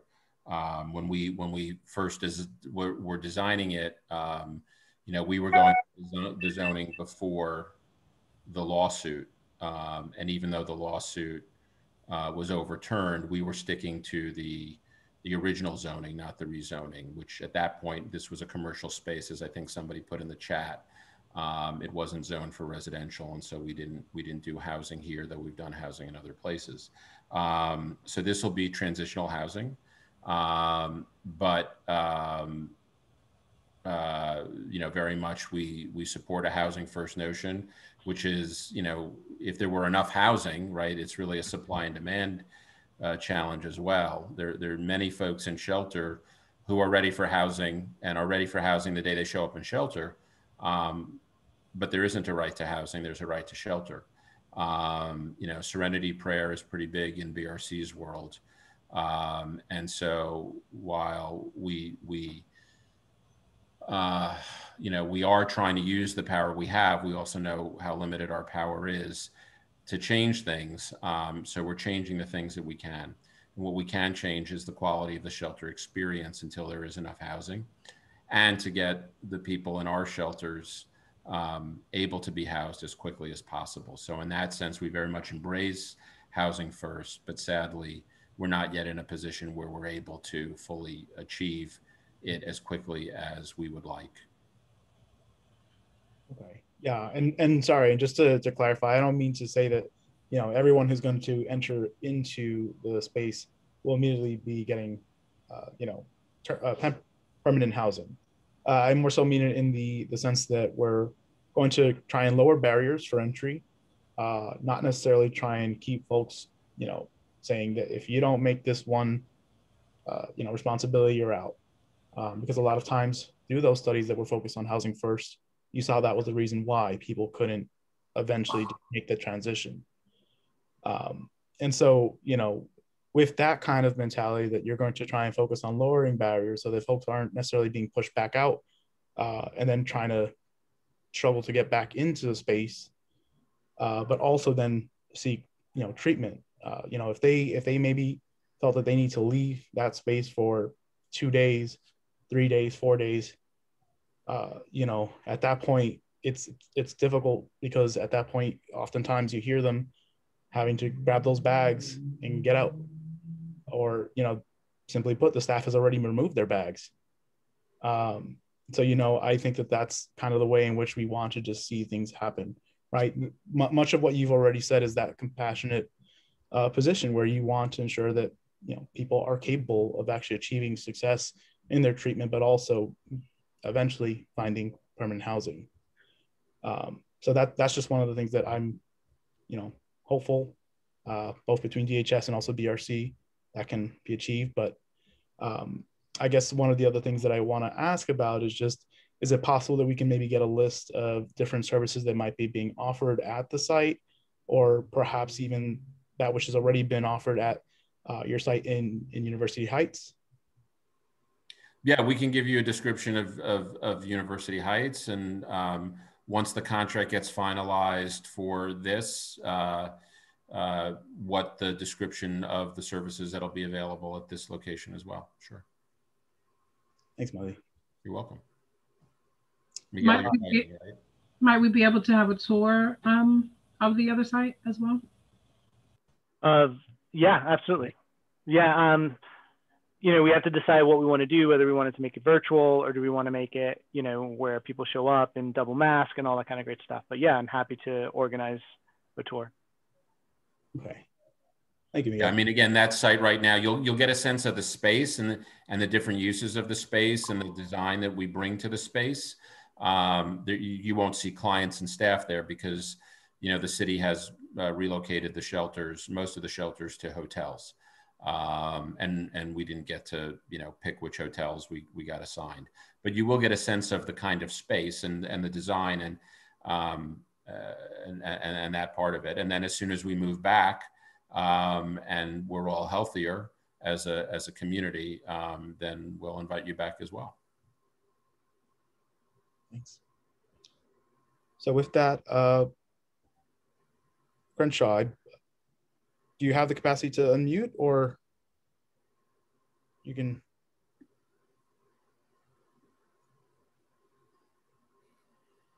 See if I can maybe. Oh.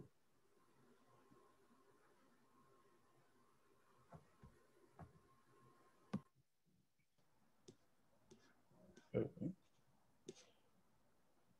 I think I've clicked to ask him to unmute, but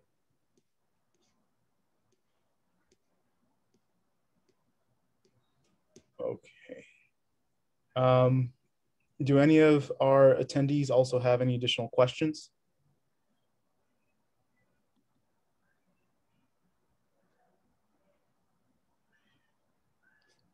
I am not seeing hands raised.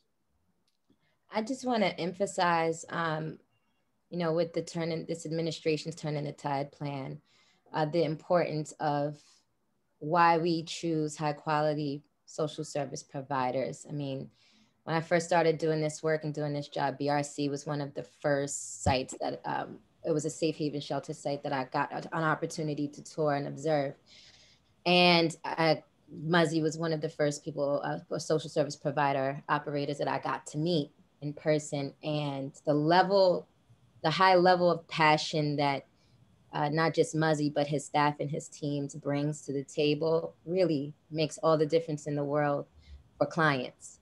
And you couldn't have had a better social service provider operating a shelter site in your community district. And I believe, and I know that when you all get the opportunity, should you be able to get the opportunity to physically either tour the sites in person, you'll feel that and you'll see that level of passion and care that's delivered by BRC, his team.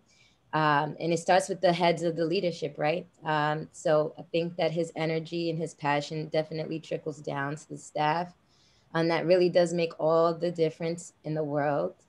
And I do see some comments in the chat, but I just want to really preference this. It's really, you know, our single adult male population, there's a lot of stigmas attached and associated to that population, unfortunately. But, you know, I have a father, I have a brother, I have siblings, and you have individuals who's in this system by way of domestic violence, by way of a fire, the rent is too high. A lot of these people are gainfully employed or just simply down on their luck. And so it matters for them to walk into a space where they're met with compassion and support. And so I'm really appreciative and grateful for everyone on this call who provided, you know, helpful insight, feedback for us to go back and, you know, assess and implement and add maybe to the strategy and modify and, you know, improve some things here and there from the community feedback that BRC's received. But definitely just want to make sure that everyone has that also in their mind that, you know, these are everyday New Yorkers. They're, you know, they're someone's family member, just like family members that we all have. You know, it's great that New York City is a right to shelter city. A lot of people don't realize that this is a city that is a right to, where you have a right to shelter by law. By law, the agency, if should you walk in tonight, if we're at capacity for our single adult men or women census, if we don't have a bed for you, we have to turn that around immediately and provide a bed for you, or else it's a joke that we say the commissioner could go to jail. But that's the truth. We have to provide that type of service in the state that we live in, the city that we live in, as a right to shelter city. And so it matters. The level of care and support that the individuals will be walking into. And just to preference that, the level of support that it takes from everyone to give, you know, the most vulnerable New Yorkers in need, that level of support from community as well also matters. Just want to share a quick story. There's a site, actually 30th Street, which is the largest shelter site in, I want to say in possibly the country, but they have 800 beds. Through community partnerships and through community boards, we were able to implement a lot of workshops, art therapy programs through Community Board 6. And so much success and promising opportunities have been presented to the men at that shelter site. We were able to connect them to employment opportunities and then some. And that's just all through having a community advisory board where members on that CAB were able to deliver supports and services and workshops and other recommendations that we can offer our clients who need them. Lots of folks donated computers, books, they have a library now. So those are the type of promising partnerships we look forward to, especially to work with your board and others in community who can, help be a support to our clients as well in need. Because I think in every community there's a lot of hidden figures, so to say, and a lot of advocates and a lot of people doing phenomenal work in community who can definitely be of support to our clients that we service on a day-to-day basis. And so we look forward to partnerships such as that we can also, facilitate through the Community Advisory Board once it's formed. I think you call it a Community Advisory Council, Muzzy. I'm so used to calling it a CAB, but it's the same thing. But we look forward to doing that. And I just wanted to just level set and just, just to keep in mind that the men that will be coming here are, individuals who also need a second chance and looking forward to transition into obviously stabilizing their lives, but transition into permanent housing is always the ultimate supreme goal. And you couldn't have a better provider than BRC. I'm not just saying that. They didn't pay me to say that, but it's the truth. I work with a lot of providers, and BRC is a very strong provider in the sense of the high level of community engagement. They're very responsive in real time, very responsive to community. And you heard Muzzy, whenever you need them to come back to speak with you all, they're more than willing to. That wouldn't be something that would be difficult to get them to do. And I appreciate that in doing this work and being a partner with you all. So thank you. Just wanted to thank everybody and state that. Thank you, Leilani. Thank you. Okay, so I will just try and see one last time with Crenshaw. Are you capable of unmuting?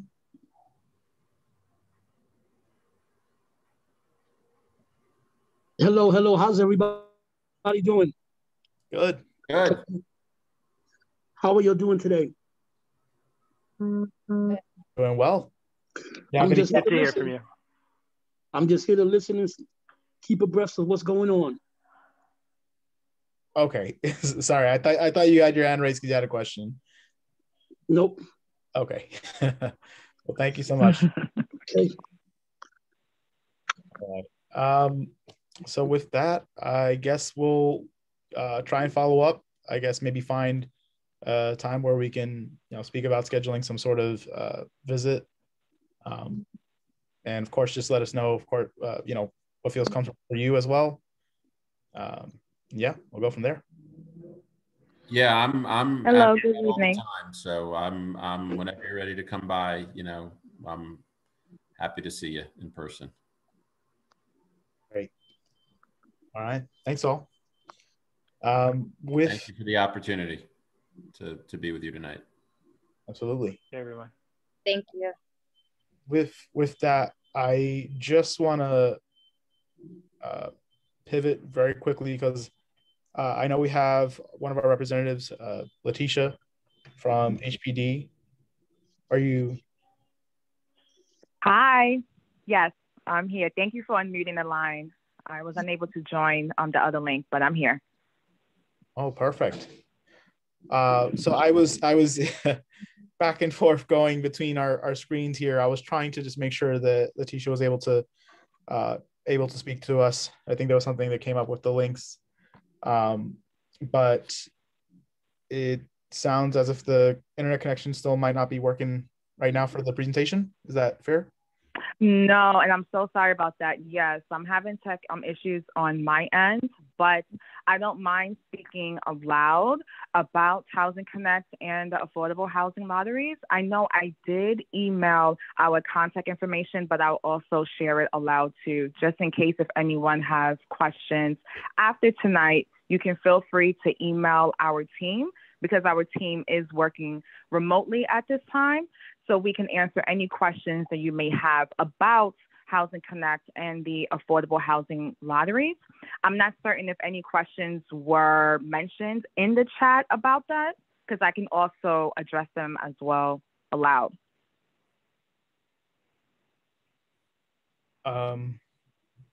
Were any questions shared? Because if not, then I can just give a brief overview. I am actually very sorry. Would you mind if I just try and ask Deborah to unmute? Of course. I'm so sorry. Deborah, are you able to? No, you're fine. I am. I'm sorry. I came late. Good evening, everybody. I just want to clarify because I am one of the ones typing in the chat because I feel much more comfortable doing that and mean no offense, but I want to make it clear in case anything was misread. I am all for helping and giving people who are down and out on their luck. As a recovering individual with more than a decade of sobriety, I totally understand what it means to be put in a position like that. I also know exactly how this system works. When a dear friend of mine became homeless through no fault of his own, but couldn't get into the shelter system without having to give up his son because of marriage, name, and likewise. So when we talk about what's going on here and bringing change to our community, I look at what's east of Broadway. I look at what's going on and the concentration and the number of agencies that are in here. I don't understand why Volunteers of America, for example, and I live smack dab in between two buildings that they take care of men, and I have absolutely no issues with that. So to me, why is the Bowery? Why is the Lower East Side? Why is an organization that isn't here before coming in, and why are we giving monies that way when we already have somebody that's tried, tested, and proven? That's all I wanted to say about that. But let's be honest. There's very little that I hear at this table that resembles anything that is progressive and wanting to do something that honestly changes what is truly more broken than ever before because of this pandemic. And I thank you for your time.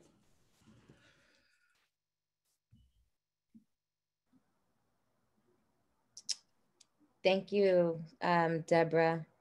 I'll try my best to maybe answer your question about why BRC the provider. We have a number of, so DHS, we operate and run some sites, very little.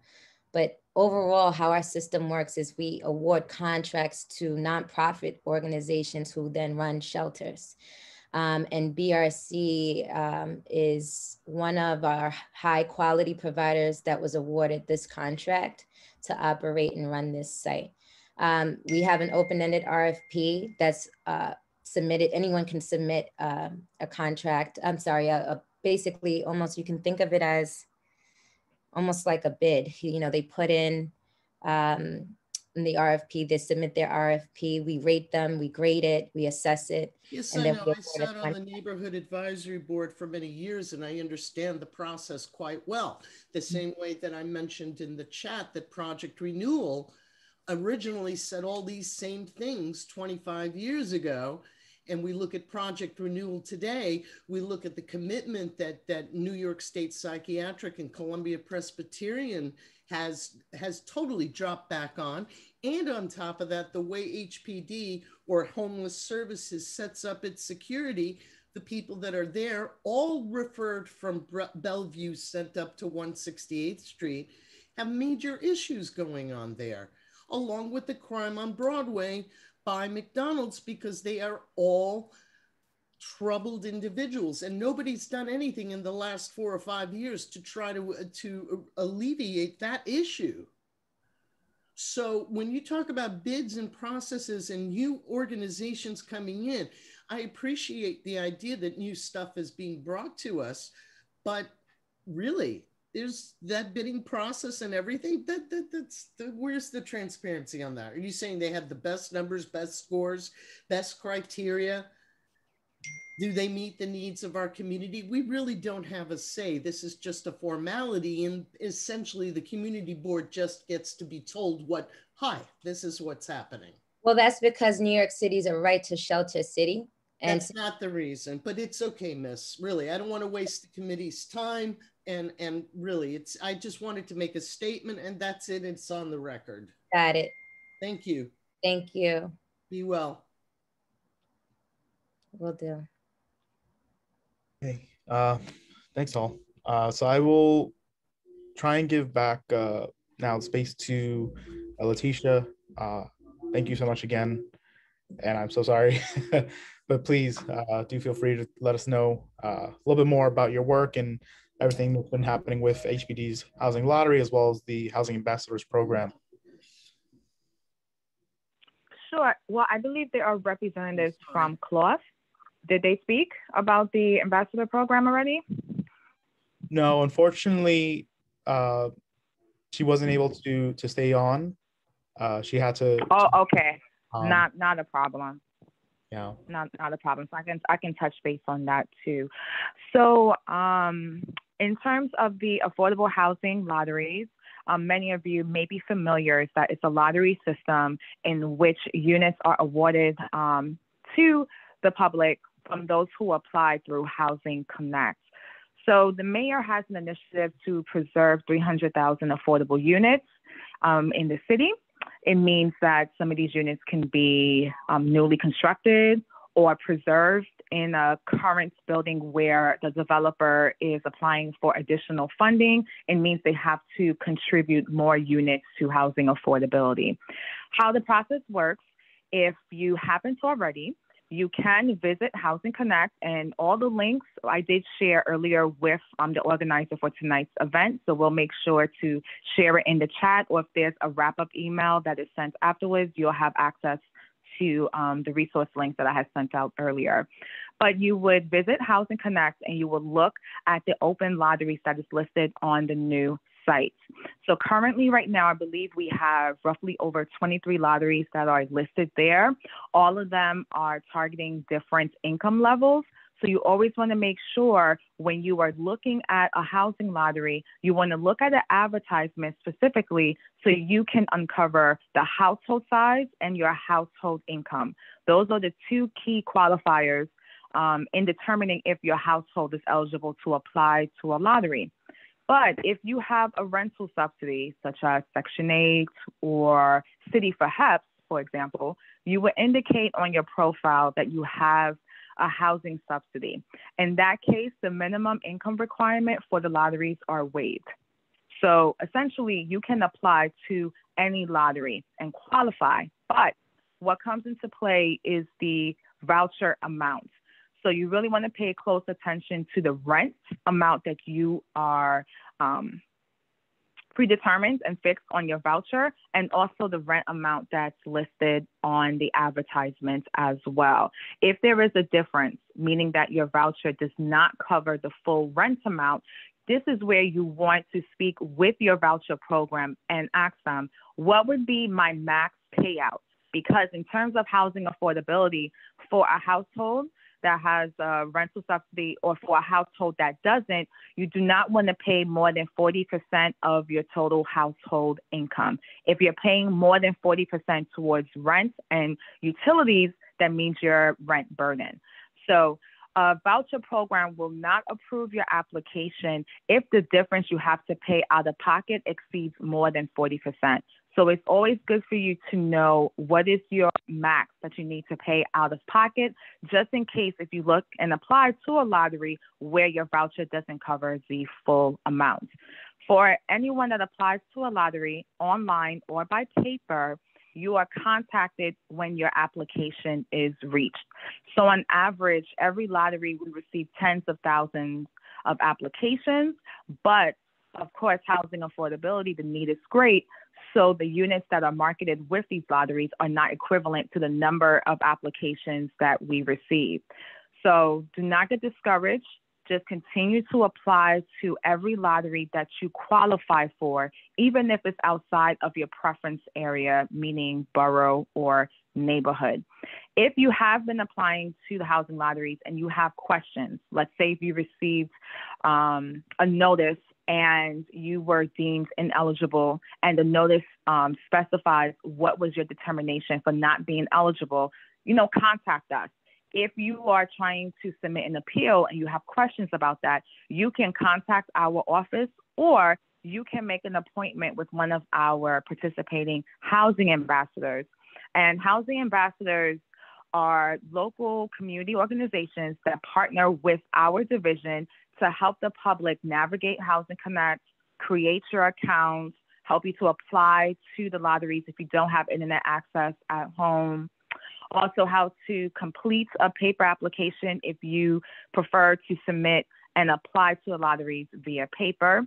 Also, if you receive an ineligible notice, how to submit an appeal. So basically, a housing ambassador is a point of resource that can assist you in any of the aforementioned steps that I mentioned before. There is a participating list of, I think it's over 40 organizations that we have throughout the 5 boroughs. So you always want to make sure that you review our participating organizations, that housing ambassador list, and I'll make sure to include that link as well. And you would need to contact them directly and schedule an appointment, because it's possible that some of their locations are working remotely at this time. But I will ask for Community Board 12 in the future, please keep our office informed of future meetings so we can give a full presentation specifically on Housing Connect and the housing lottery, and we can delve in deeper into those specifics at a later time. But in the case if anyone has any questions after tonight, please feel free. You can contact our office. Our hotline is 212-863-7990. That's 212-863-7990. Our team is working remotely, but if you leave a voice message, a team member will call you. You can always email us at nychousingconnect@hpd.nyc.gov. That's nychousingconnect@hpd.nyc.gov. Okay? But I do look forward to our team participating with you guys in the future. We can give a more in-depth presentation. So I apologize that I was having tech difficulties on my end, but I'm happy that I was able to just join you guys just to speak briefly about Housing Connect and the affordable housing lotteries. And if you have any questions after tonight, please don't hesitate to contact our team for assistance. Thank you, Letitia. So I guess I'll just start off quickly on my end. Does HPD happen to have a sort of listing that Washington Heights members as well as Inwood community members could refer to if there is any potential options that are coming up in the future specific to the neighborhood? The reason why that's a great question. I think if you're proposing towards like pipeline projects, our team wouldn't have that information as yet. That might be more so on a development level, which is a separate team from our team. So it's before a project gets to our team, the building has to be over 70% completed and ready to market on Housing Connect. So by the time the lease-up process begins, the building is close to 100% completed. So in terms of those different bids and contracts that comes in, our team doesn't oversee that. The development team at our agency, HPD, or our sister agency, Housing Development Corporation, the development team would organize that first. But I would say this, due to the current lotteries that are listed on the site, you can search and filter lotteries by borough. So that is one mechanism to only look at housing in a particular area in New York City without looking through the entire list. And those filters are on the homepage of the website. Thanks. So I I completely understand that, you know, there's kind of that collaboration that might be going on between, I guess, the different departments there. But is it possible to have that sort of, you know, communication being had in the future? Because I know that, you know, if HPD might know that there's properties that are kind of in the lineup, if it's possible to, at that very same point, 70%, if it's possible to get that out, you know, to our community and perhaps, you know, work alongside those housing ambassadors to individually just make sure that people know about them. You know, I think it'd just be a lot more helpful. I was recently informed about a month back from our prior chair that there was a specific site that was posted online, but I'm not really sure that a lot of individuals in the community really knew about it. And so, of course, you know, when you have that opportunity, especially the one that was shared with me, which was supposed to be for kind of like a low-income home ownership opportunity, it would be great to just, you know, have a lot more individuals be able to apply. So in terms of that, you know, again, I think it's a great point that you're raising. So for a development, if it is participating in the housing lotteries, there is a sign that is listed at the site, and they would have to contact the developer directly. And the developer would keep track of interest. And then the time that the building is marketed on Housing Connect, those specific individuals would be notified about that. So I get what you're saying, but you know, there are different layers that come into play before a building is marketed on Housing Connect. There are certain things that have to be approved through DOB. There's certain things that have to be approved on the agency-wide level before it gets to us. So in terms of how we can better streamline so you can receive intel of these developments, this is something that our team really cannot answer, but it's a great question. So I'll definitely share it with our senior team and can circle back with you. Well, who would be the best person you could speak with about this? Yeah, thank you. Sure, no, that's a great question.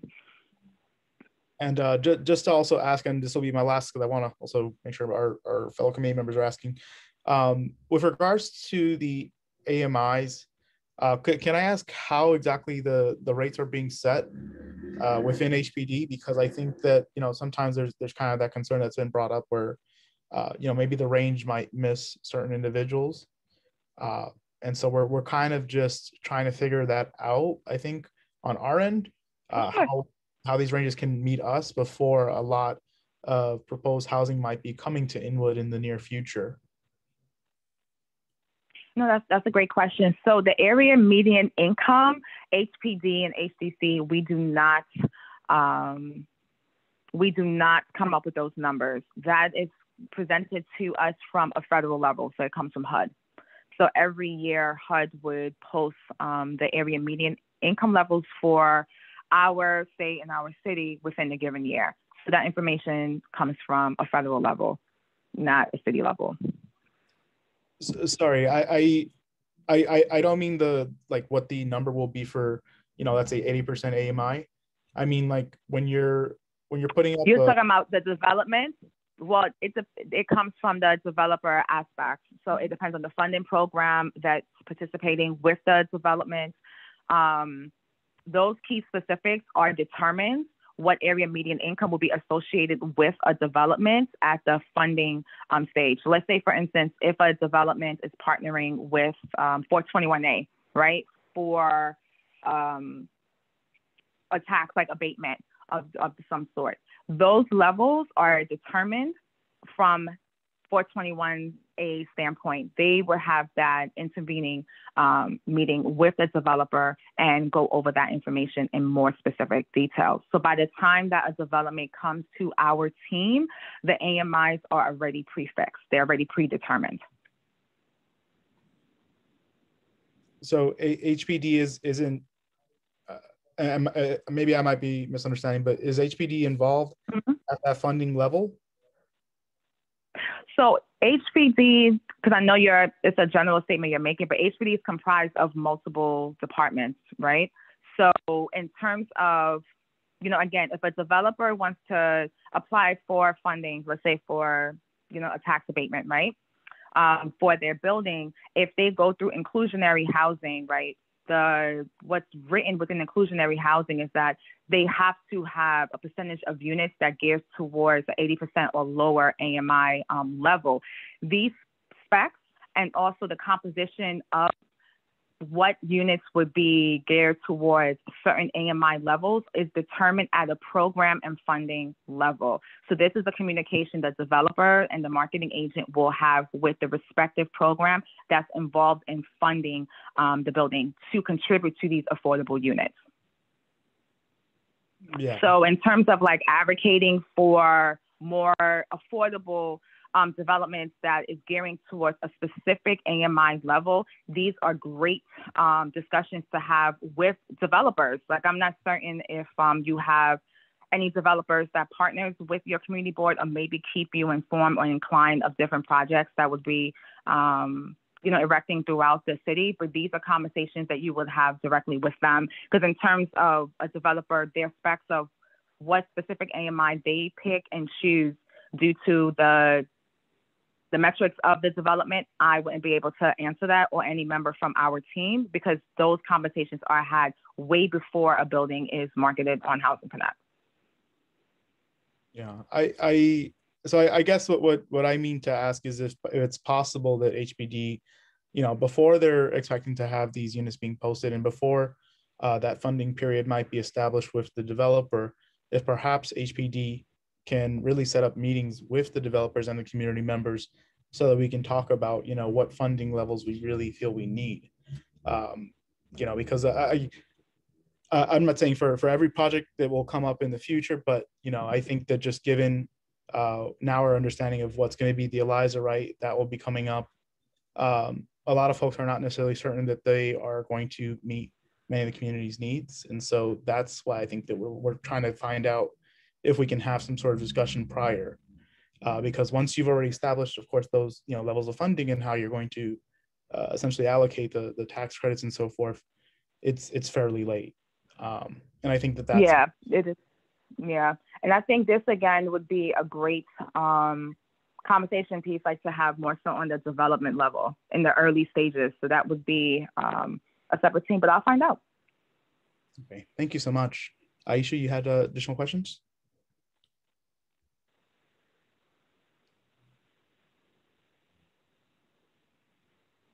Aisha, I think you're on mute still.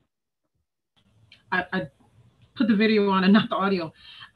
So first, I wanted to point out to the public and the committee that so recently I've been doing like some financial planning and learned about the Financial Empowerment Center that the City of New York has. And interestingly enough, they have a feature where it helps people connect with Housing Connect, so that they're building their credit and cleaning up, whatever they need to do with their finances, and simultaneously applying for affordable housing and receiving supports in order to do so, hopefully effectively. I've spoken with one of the individuals there, which I was surprised. One of the representatives that I spoke to was from New York Legal Assistance Group, which is a organization in the city that I've worked with when I was working on issues with my son in the educational system, and found that their services were very comprehensive, thorough, compassionate. So I was pleased to know that they were doing that kind of effort. So I just wanted to point that out. Hopefully we can have them come and talk to us about how those services work and how people can benefit from them. But I wanted to ask, I know previously, maybe about a year ago, there was a report that came out that talked about discrimination that was found in the process where affordable housing, specifically Housing Connect, was concerned. What has been done to remedy that? How can we be sure that when people are applying, because I think part of the issue was like people have been in the system for years applying for these apartments, and somehow they get skipped over. And I know that there's a priority scale, which is going to be my next question, but I guess it could be one and the same. Where depending on whether you have a disability, your age, whether you've been in a fire, etc., you can be elevated on the list. But even that considered, there were people who were being cherry picked and given apartments. What's been done to remedy that so we're sure that our residents are having an equitable opportunity in order to move into these apartments? So just great question, but I wanted to circle back to one thing. Keep in mind that on average, new lotteries are added to the site on a weekly basis. So as mentioned before, every lottery tailored towards different income levels. So at a given day, if you check the site and you do not see a lottery that is, within your household income and size, just regularly check the site. New lotteries are added to the site on a weekly basis. So there could be a project that is forthcoming that your household would qualify for. As mentioned before, applicant outreach for all lotteries on Housing Connect is conducted in log number order. So what that means is this: you have individuals who apply online and you have individuals who apply by paper. The paper applicants are data entered into Housing Connect, and then Housing Connect would randomly assign a log number. So just to provide more context, let's say if there was a lottery in Inwood and 10,000 people applied to that lottery, the system is going to randomize a number from 1 to 10,000 and assign it to all 10,000 applications that were received. So applicant outreach will begin at log number 1 all the way up towards 10,000 until when all the units that are marketed within that lottery is leased up, okay? So every lottery will have units that would be reserved for households that have a disability. So if a household indicates that they have a member with a hearing, visual, or mobility disability, those households are contacted first, but they're still contacted in log number order. Okay. And then if a lottery has a preference associated with the development, and this is not pertinent to every lottery, but some lotteries will have a community board preference or municipal employee preference, those households are still contacted in log number order. So I'm not familiar with the article that you referenced in terms of discrimination. I'm not certain what the article was referring to and what was said. So the only thing I can tell you from my standpoint is that for anyone that applies to a lottery, they are contacted in log number order. And as mentioned, we receive tens of thousands of applications. So it's a possibility that people may not be contacted. Everyone that applies to a lottery may not be contacted, but they have to fervently apply to lotteries. So sometimes in doing presentations and speaking with individuals who apply to lotteries, some of them will only apply to lotteries within a given area. And it's understandable because the individual may have a certain homage associated with that area or the neighborhood, and that's fine. But if, let's say, for example, if 100 lotteries were advertised on Housing Connect last year, and this individual only applies to 3 lotteries, they're missing out on possible other opportunities within that 97 that they could have applied to and possibly be contacted. So that's why we always advise people apply to as many lotteries that you and your household qualify for.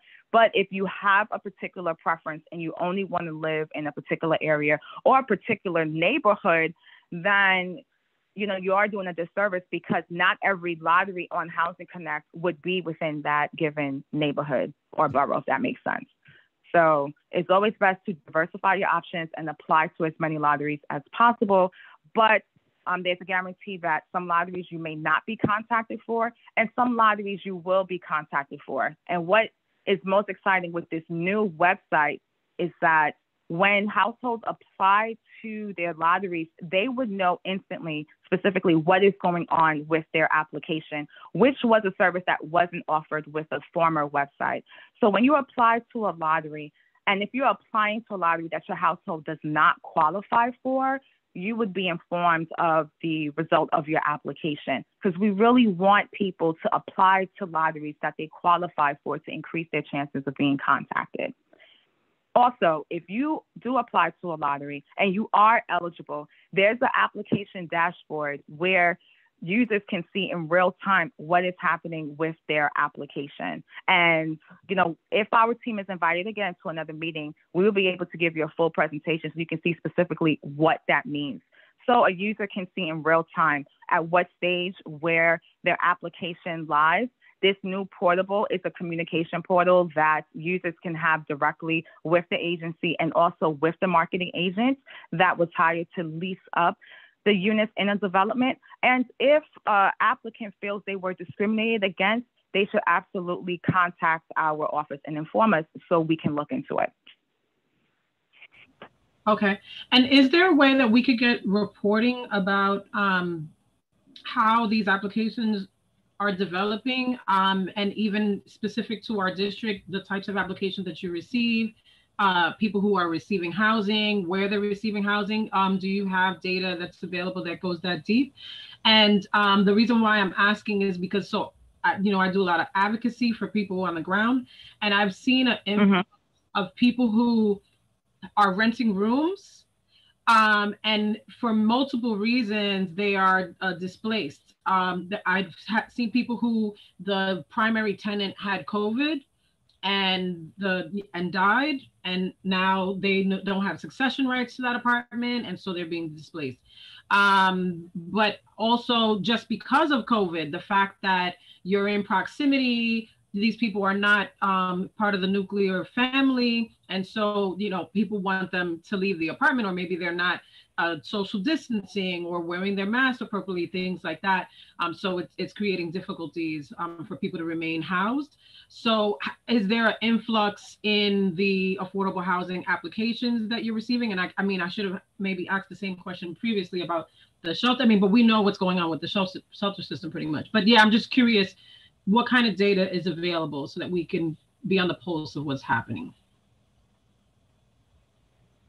Okay, so that's a layered question. In terms of you receiving, data specifics of where applicants is applying from, I'm not certain if that information can be shared because that's sensitive information, right, with people's houses. So I'm not certain. To be safe, I'll say this. If possible, can you email that question to me and then let me see if any data can be shared specifics, maybe in terms of,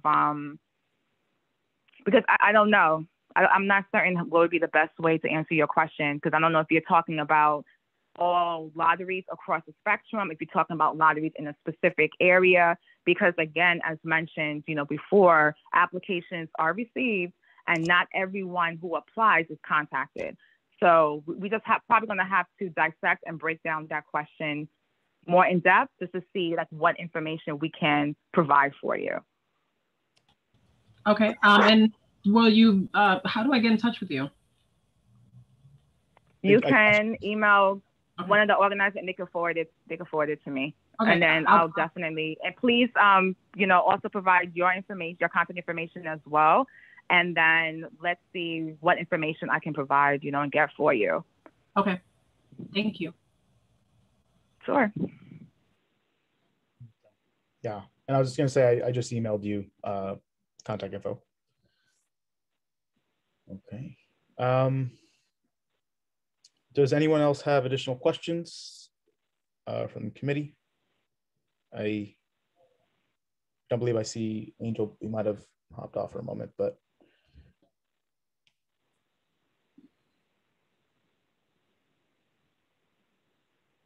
Okay, I'm seeing no other hands raised. I see that Deborah asked in the queue, what happens if you turn it down to hold out for something better? I'm guessing if a lottery comes up and you don't want it, if you want something better or closer to your original request, what happens if you turn housing down? So with the housing lotteries, right, they're for different developments and also they're different projects. So if you forego an opportunity with one lottery, that means you are not interested in applying to that lottery, and you can share that with the marketing agent, and you would just have to wait until you're contacted. If you're contacted for a different lottery, you wouldn't be able to transfer that to a separate lottery. Because remember, each lottery, you're going to be assigned a different log number. So your application would only be reached only upon contact. Like if the marketing agent reached your log number, then you would be contacted. So if you forego one opportunity, is your choice. If you're not interested in that lottery, that means you will just wait to hear back for a different lottery. Mm-hmm. Yeah, and to Deborah's question, I think you can definitely apply to as many as you like. Yes, you can, only one time. So you want to make sure you're submitting an application once. Do not submit multiple applications to the same lottery. And what I mean is this: applying online and applying by paper. Some people do that. That is considered multiple applications you're submitting, and you will be disqualified for that. So you only should be applying one time, either online or by paper. And also, let me add this: if you do decide to apply by paper, your application must be postmarked on the deadline date or prior.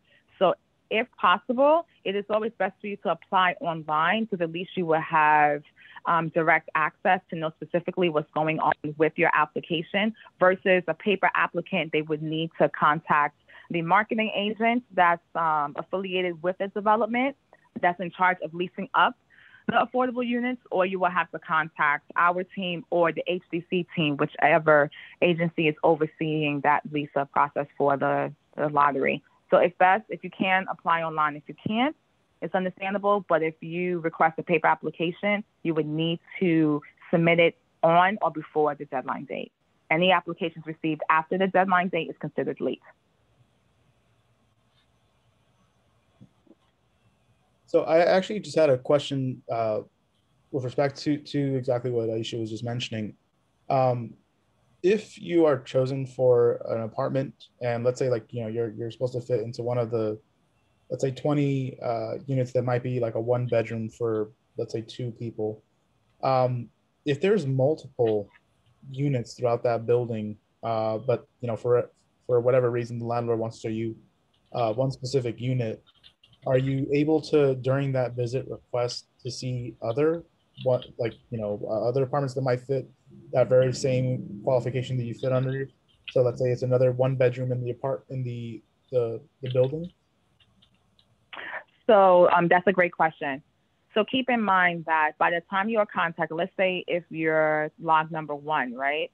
And your household size, if you're a household of 2, you would only qualify for a studio or a 1 bedroom, because there's occupancy standards as well as income requirements as well. And all of that is listed on the advertisement.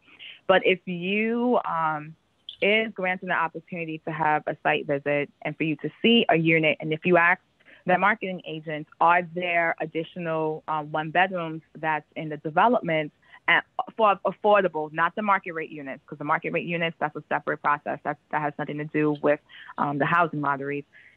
You can inquire about it, but keep in mind that these developments are privately owned and managed. So if they have specific units that they want to show you, it could be, I'm not certain due to what's happening right now, if they have set reasons of showing a certain apartment. But if there are more in quantity, you have a right to ask to see if you can view and look at additional units. Just keep in mind that some of the units that will be kept closer, like on the ground floor, most of them would be reserved more so for households that have a disability. So just keep that in mind. Thank you. I actually wasn't even aware that was one of the, I guess, setups now with a lot of the buildings. That's enough.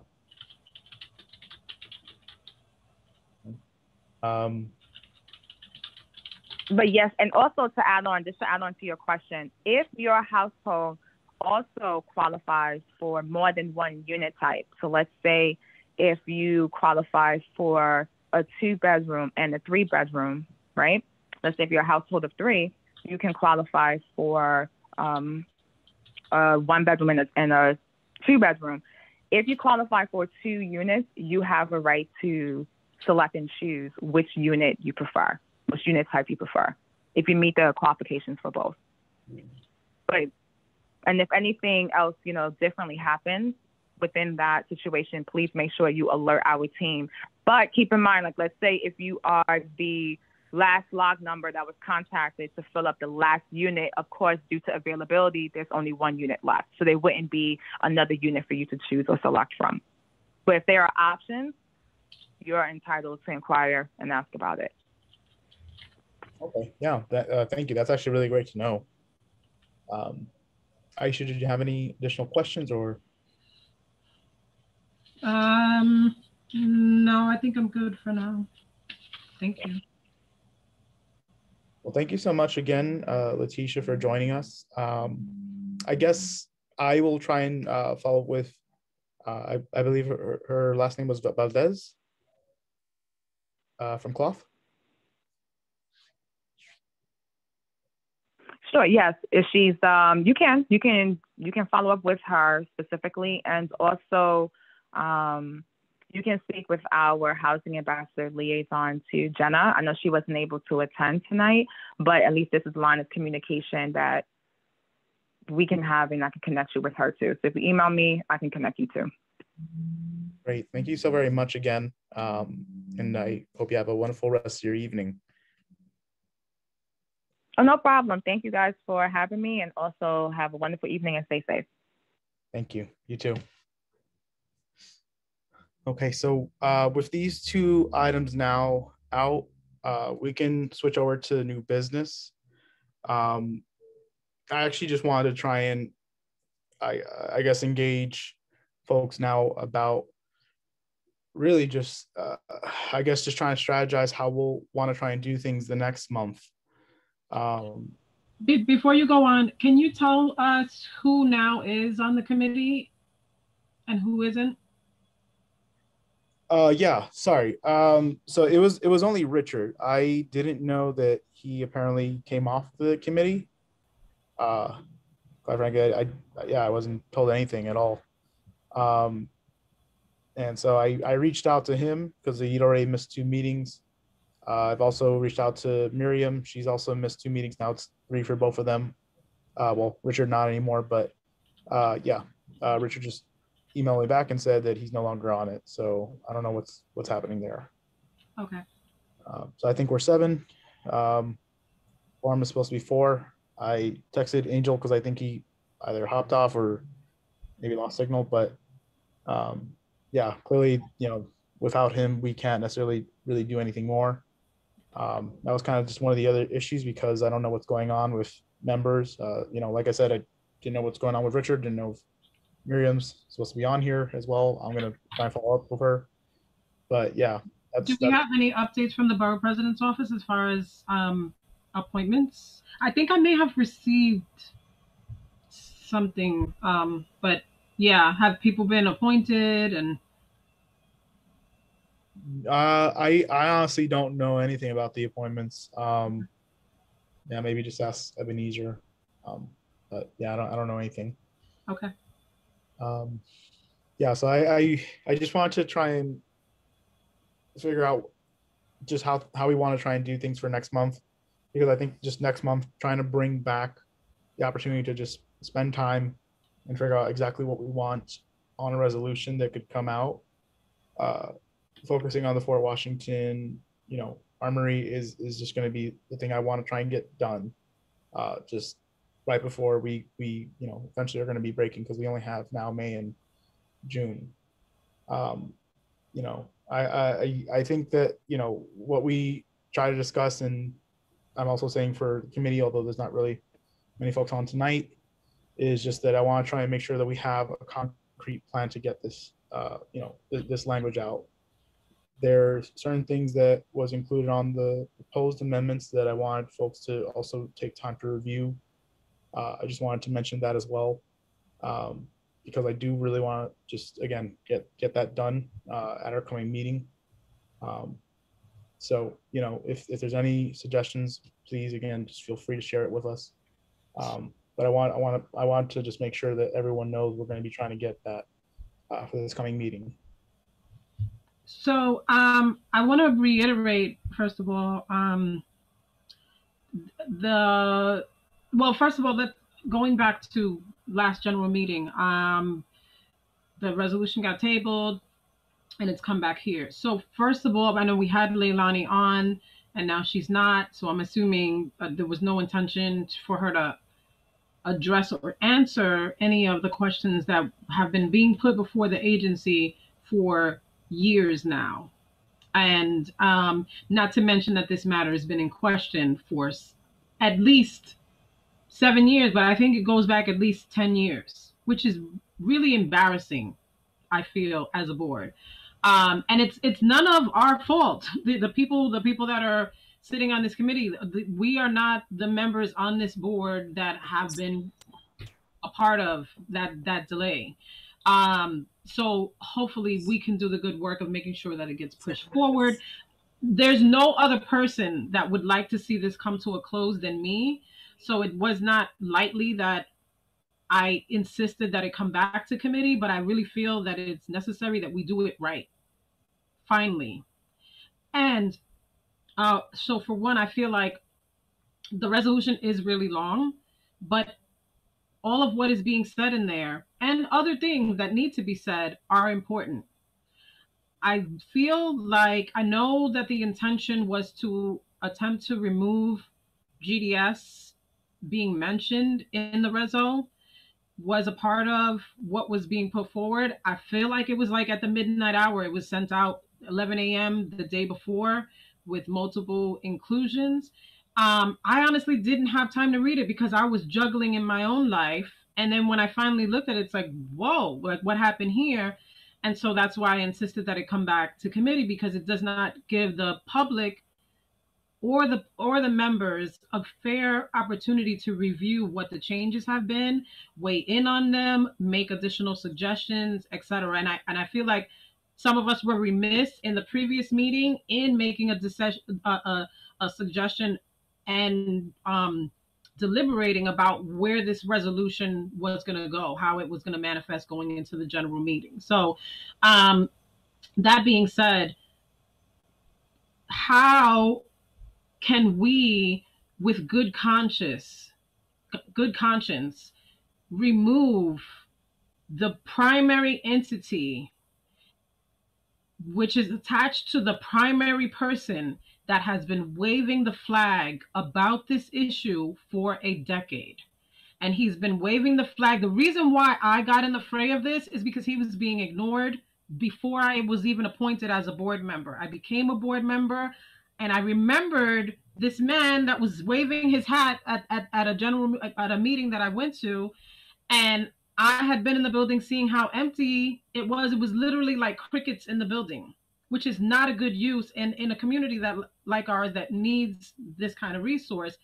And so I reached out to him to get more, and like, what's going on here? I know you've been going to the meetings, and I got more information.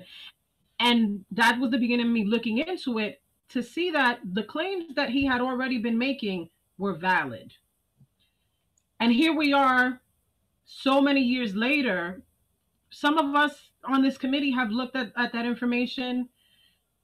It seems pretty clear to me. So how do we, in good faith, say that this person that has put himself on the line, he's not a resident of our community. He comes from up north to our community to serve our community, could have simply been silent once he saved his own organization, but continued to wave the flag for the broader use of the building and the fact that it's being operated against what it should have been, according to what the original plans were for that building. How do we say that it's okay that he be retaliated against, that he be targeted, that he be pushed out, that his program be pushed out, that the youth that he has continued to serve are not important in the regard of what the work it is that we're doing now? I don't understand that. I understand that there are people who have a dog in that fight, who have been weighing in about that need, some of which I feel is a conflict, I'm sure. But this committee does the work. So how are we as a committee making the decision to remove him from the resolution is one of my primary concerns. Secondly, how are we not saying what happened? We know that here is the negligence that we're highlighting. Here are the concerns that we have, but we're not giving any remedy for that. We're not giving any way of addressing. We're not asking for anything specifically other than, yes, we're going to have a task force going forward and it'll be kumbaya for everyone. But what happens when a wrong is done in our community? What, just counting the one room where we know there were living quarters, where there was a queen size bed, where a man flew in from Oregon on a regular basis, and when he wasn't there, the bed still was, and it wasn't serving our community or our district in the many ways that it can. I counted only the hours that the building is open, which I also argue the building could be open a lot more often were it not in the control of one entity, but instead in the city's hands, as it should be, right? But just if we keep to their schedule, the Armory Foundation schedule, we're talking 36,000 hours from the first picture. I asked someone to send me the oldest picture they have of this bed sitting in that room. We're talking 36,000 hours minimum. That's a theft to our community. So, right? So what do we do to rectify that there has been a theft to the community? So what I'll just say on my end, right, is that we spoke in January about our plans, right? We weighed a few different options. We spoke about having 2 resolutions going. Yes. And if we split the resolution that came out of that committee into 2, we could have the issues that are dealing with the oversight of the entire building, and then one that's specific on GDS. I wanted folks to consider that. And that's what we also had discussed again at that time in January. I don't think we ever voted. It was discussed, but never put in question, and the decision wasn't made, and we kind of just moved forward with the one reso. All right, so if I might just finish. So folks reached out, in addition, like Danielle was trying to do at the very end of the meeting there, and they were also trying to ask about this. Can this committee, can this board work to try and at least present 2 different resolutions there? Because I think given the vote that we have this past general meeting, we could have passed that resolution, and we would have had then the response for city councils trying to essentially investigate and look into matters dealing with the leases, pretty much publicizing them, but also had the matter of the public board. And so I don't, that's personally why I objected, because we actually had that opportunity, and we could have also etched out little edits here and there. So it's not just about trying to ensure that, GDS is out of the picture. That's not it. Well, I wasn't done with what I was going to say, but yeah, it's not just about that. So I'm just trying to weigh out the options here. That was an option right there for us to have both those 2 items that we said we all wanted voted on, would have passed. I think we would have been fine, honestly, because like if we do the numbers there, I know Francisco wanted it. I know Tanya wanted it. I know you wanted it. I know Curtis wanted it. That easily right there would have changed, and we would have passed it. Yes, but my interest is not in only just passing a resolution. My interest is in passing the right resolution, in making sure that we are doing the work of insisting that the proper oversight happens going forward into the future, and that the proper remedy for what has happened in the past is in play. So I don't have the proposed amendments or the resolution in front of me at this moment, but from what I remember, we suggested that this body be created in order to address these issues that have taken place and to have proper oversight, but we really didn't spell out how we expect them to do that. We really didn't spell out what are we looking for in that building that could properly be serving our community. We really didn't spell out that we want an investigation, for instance. We didn't spell that out. We from what I remember, correct me if I'm wrong, from what I remember, what we said was create a task force, which if we look at what the experience has been over the many years, who's going to be in control of putting those people in play? Potentially some of the same people that have had lack of oversight in this matter, potentially the same people who have. And so I don't know if I just want to completely kick it down the road and say, hey, they'll fix it, when we can say, here's what we want.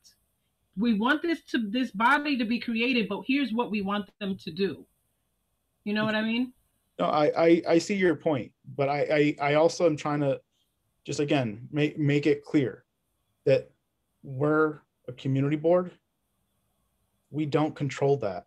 And I'm trying to be as genuinely honest as possible. No, we don't control it, but we certainly give voice to it. Right. Can. So if we keep trying to go back and go back and go back, we're not going to get stuff done. And I hear again your concerns about fine-tuning line, but it's not getting stuff done.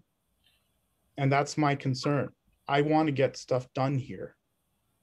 It's not just about getting something done. And I think that's the difficulty that we've had on this board. People just get stuff done. Sometimes it ain't the right stuff. And that's no offense to you. I know your heart is in the right place. I know that you've worked diligently on this more than many other people have in the past, more than many people have been allowed to in the past, right? But it's not just getting stuff done. It's putting the right ask forward and not leaving a gaping hole for people to just jump through and do whatever again to our community. But Aisha, if it passed in our committee and you voted for it. No, I didn't vote for the proposed changes. Yes, and no matter what, okay, so it came back. Here's the deal. As the mechanism, the force of the committee going into the general and debating on who's to say that getting to the general meeting floor, I wouldn't have said, it occurred to me that this language could be in the resolution. Problem is all these things were in play in between committee and general, which were new, which in my opinion is operating out of open business. It is. In my opinion. And actually, not just in my opinion at this point, our board voted to send it back based on those arguments. So it's not just about me. But I just want to be very, very clear, because when you insinuate that that's violating open meetings law, that's actually telling me I'm breaking the law. And Aisha, I want to be very clear. When you say something like that, that to me, from my perspective, is incredibly offensive. So I'm sorry that you feel offended, but I am offended by the idea that in between committee and general, a slew of changes can happen. Resolves, not whereases, but resolves can be removed from a resolution that is not the spirit of what the committee voted for. That sounds like outside of open business to me. Aisha, can I finish? Offense or not, and that's I am not trying to offend you. That Aisha, is not. Can I finish? Yes. We had our meeting outside of this committee. Mm-hmm. We had it with also Dr. Gary. We had it with Phil. Mm-hmm. That violating open meetings? No. Well, that was the only way you got the information. You wouldn't have had the information or not for that. I would assume that's gathering the information. Aisha, can I finish? Sure. That wasn't violating. So why is it that now when I try and speak with other board members to try and get people to actually vote on this, that's now violating it? That's not a violation, Aisha. And if you look at the law, you will know that's not a violation. It's not. It's not. That's me doing my work that's in the bylaws. I'm also supposed to specifically consult with the chair of the board. And I don't feel like I should be going over this again. I hear you. I have my position about the way that it has taken place, and we're here now. Aisha, I'm not done. Aisha, I'm not done. Mm-hmm. These are things that we're supposed to do as the chairs of this committee. We have to work with the board. When I reached out to them, that was what they had said, that they didn't want the GDS matter. And so I went back and forth. You should have come to the committee meeting the way that I'm told I should when I attempt to advocate for certain things outside of those committee meetings. They should have appeared at the committee meeting and had that conversation with the public. Can I finish? I have to work with this entire board. I'm not saying, nobody's telling you not to. Can I finish? I've generally been working on this for 5 months with you. I've been working on it for 7 years. Okay. So then we're supposed to be on the same page here. But you just want to ram through this. And I'm not sorry. Ramming through anything. I'm actually being very detail oriented to make sure. I haven't gotten something done. Do you know what that means to a lot of people that want to leave the board because of this? And we still haven't been willing to address the fact that Bianca got so pissed off at one point.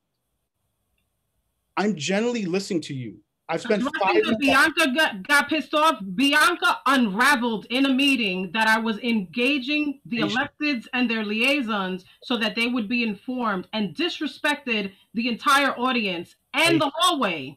Aisha. So Aisha. Address it if you may. That's my position. Aisha. It was attempted to. I could have filed a grievance for the way I was treated in that meeting. I did not. So I'm not sure what invoking it is supposed to be about. Aisha, we need to actually do something. I've spent 5 out of the 10 meetings. We can do something, but we should do something respecting the committee's work, respecting the public's right for light to be on what the movements are in regards to the business. No one's trying to stop. And respecting the needs of the community and what the outcomes should and can be. Aisha, no one's trying to stop that. Okay. No one's trying to stop that. So then we're on the same page. But we're trying to tell people now in our individual board that the chair of the committee is violating the law and breaking the law. How does that help anyone? How does that help us get anything done? We need to be able to work together. And if you had these opinions, then that's the reason why I did not actually motion to get the amendments passed. I opened it up for that conversation to actually happen. I don't feel that it's appropriate that the vast amount of language that was put into that reso be injected midway the day before, where the public has not had eyes on it, where the committee has a limited amount of time to review it, and where the entire board is now to review that in its entirety and make a vote on it. When there are many agendas at play that have been at play to the extent of being predatory, the behaviors of people in this regard. I'm sorry that you feel like it's a personal attack on you. It is not meant to be that.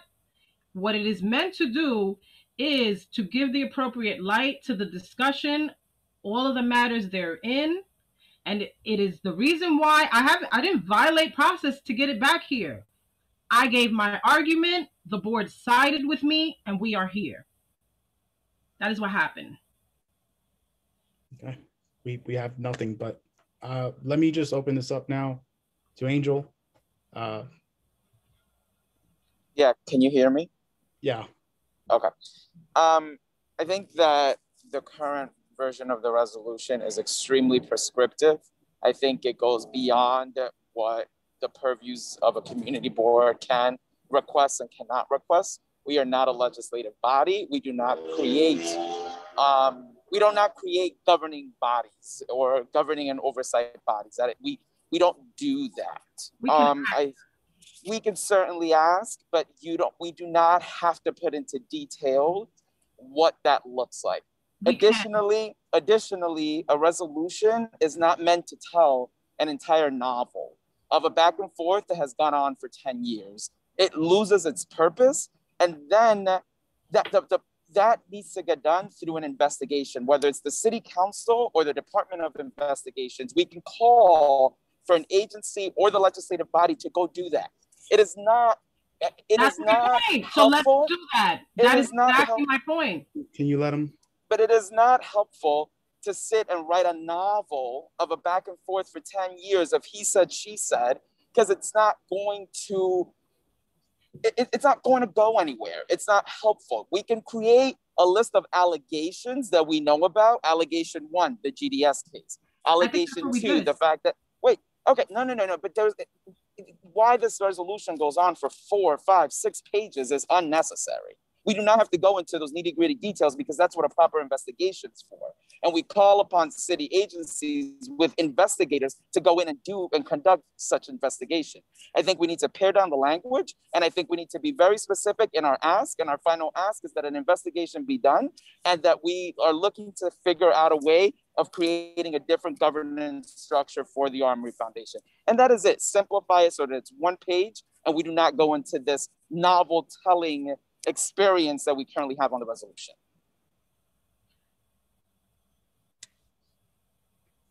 Thanks, Angel. Jay, I'm sorry, Jay, do you have questions, thoughts? Yeah, I actually do. I haven't really been following this because I usually attend health committee meetings at the same time. But to my recollection, in January of 2019, the board passed a resolution saying they thought it would be a good thing if the Armory renewed the lease. And clearly the Armory did not think it was a good thing. But I don't quite understand why there's a possibility or a need for us to go beyond that, since GDS is currently suing the Department of Homeless Services, and all this will be adjudicated in the courts. Similarly, last fall, the board refused to intervene in a liquor license dispute because the matter was being adjudicated in the courts, and we thought that was a more appropriate venue for the matter to be discussed. So I understand there are many questions about the functioning of the Armory, but I don't understand why the license or the lease of GDS, which actually isn't funded by either state or city money, should be part of the question in any way, shape, or form. I do understand how this will be adjudicated in the courts. So, Ariel, could you maybe elucidate for me? Sorry, elucidate? Elucidate the point. So, in terms of my lack of understanding on this question. Yes, so I think that this entire committee has been specifically focused on accountability for this resolution. I think that there's also, however, the issue of GDS. Of course, I'm not saying that GDS is separate from talking about accountability, but there's also that very instance where we're talking about a very particular organization. Some of the members have expressed that they don't necessarily feel it should have what's dealing with an entire building going alongside a particular organization on the very same resolution. That's all that I've been trying to express. That's all that the committee in January also spoke of. And that's kind of the issue here. So I wanted to speak to some of what you were saying, Jay. So the Armory does not have the authority to evict or decide whether any entity is in that building, which is part of the issue. That's what they've been doing for more than a decade, possibly 2 decades from what the information is that we're looking at. And that's the issue, right? And in fact, isn't that a question for the courts to decide? I was going to get to the next point, which is that GDS is not suing the Department of Homeless Services. So that's also not true. There's a lot of confusion amongst board members about what actually is happening, which is part of the reason why it needs to be delineated so people can understand what the issue actually is, right? There's a lot of misinformation that's being spread in that regard. What GDS has actually done is highlighted not even the issue with the Department of Homeless Services, but the issue of the Armory Foundation taking in revenue in a building that they're not entitled to rent or lease space, raising monies from entities like VH1, H&M, etc., and then possibly allegedly not paying their due taxes on that revenue, which is not even a part of their business model as a nonprofit. So that has nothing to do with whether GDS has been evicted. So I just wanted to clarify those points. And as far as the liquor license, I was confused about what you were saying about that. I don't know. You said something about liquor license and court. I'm not really sure what you're referring to. See, but this is the point that I was trying to make. We as a community board and a committee, we're not investigators. Yeah, we may have ideas of bad things and nefarious things that are happening there, but we're not investigators, which is the reason why we can't document this kind of stuff in a version of a resolution, because saying that we did some kind of investigation to figure this out. We can call on a city agency to conduct an investigation, but we ourselves are not investigators. We don't have that authority. So I was gonna get to that, because I was actually raising my hand to respond to you earlier. I feel like people are confused about what our authority is. No, we're not investigators, right? No, we don't have the power to make decisions. But clearly, if we witness truths in our community, I feel like what we are is most certainly a watchdog for the community. I feel like what we are most certainly is our advocates for the community. Most certainly, we engage with agencies and elected officials about our thoughts and feelings about how we can appropriately represent the people of our community. And so, in absence of appropriate response from electeds, there has been investigations that have been done, primarily by me, mind you, right? And other members of the community who have this issue at heart for the benefit of the community. We've witnessed many things, including me personally witnessing the bed sitting in the room in the Armory, including a man walking around in his slippers and robe in the Armory with his own personal key to a bathroom that was privatized for his use while he lives in the apartment in the Armory. I've witnessed that. So if you want to call that an investigation, call it what you may, but that's the truth of what happened. And we have the pictures to show that. We have the agency on record admitting that they knew that. We actually have recording of the foundation itself having a conversation about the man living in the bedroom. So in absence of our elected officials and the agency doing the right thing, who's going to do the right thing? Can it not be the community board? Why shouldn't it be? Because we simply don't have the authority to do anything about it. We can speak to whatever. We can speak to it. For how many more years are we going to relitigate the same exact issue? We shouldn't relitigate. How many more years? I shouldn't have been removed as chair from housing when I was addressing this specifically so I could stand down on this. Maybe we'd be done by now. Maybe we'd be done 7 years ago had someone just listened to Gary Alltime when he was saying that this is what was happening at the Armory. But everyone involved chose instead to suppress it. Okay, Aisha, let's focus on the present, because I generally don't. Aisha, I'm not the only one talking. Excuse me, may I jump in, please? I'm sorry, Deborah. Sorry, just one moment, Deborah. Sure. I just want to focus right now. What is going to be our plan? The reason why I'm specifically saying Aisha is because you're talking about things that have passed, like right when I said that. I'm not talking about things that have passed. Just now in this meeting, Angel made a statement about what our responsibility is as board members, and I spoke to that today.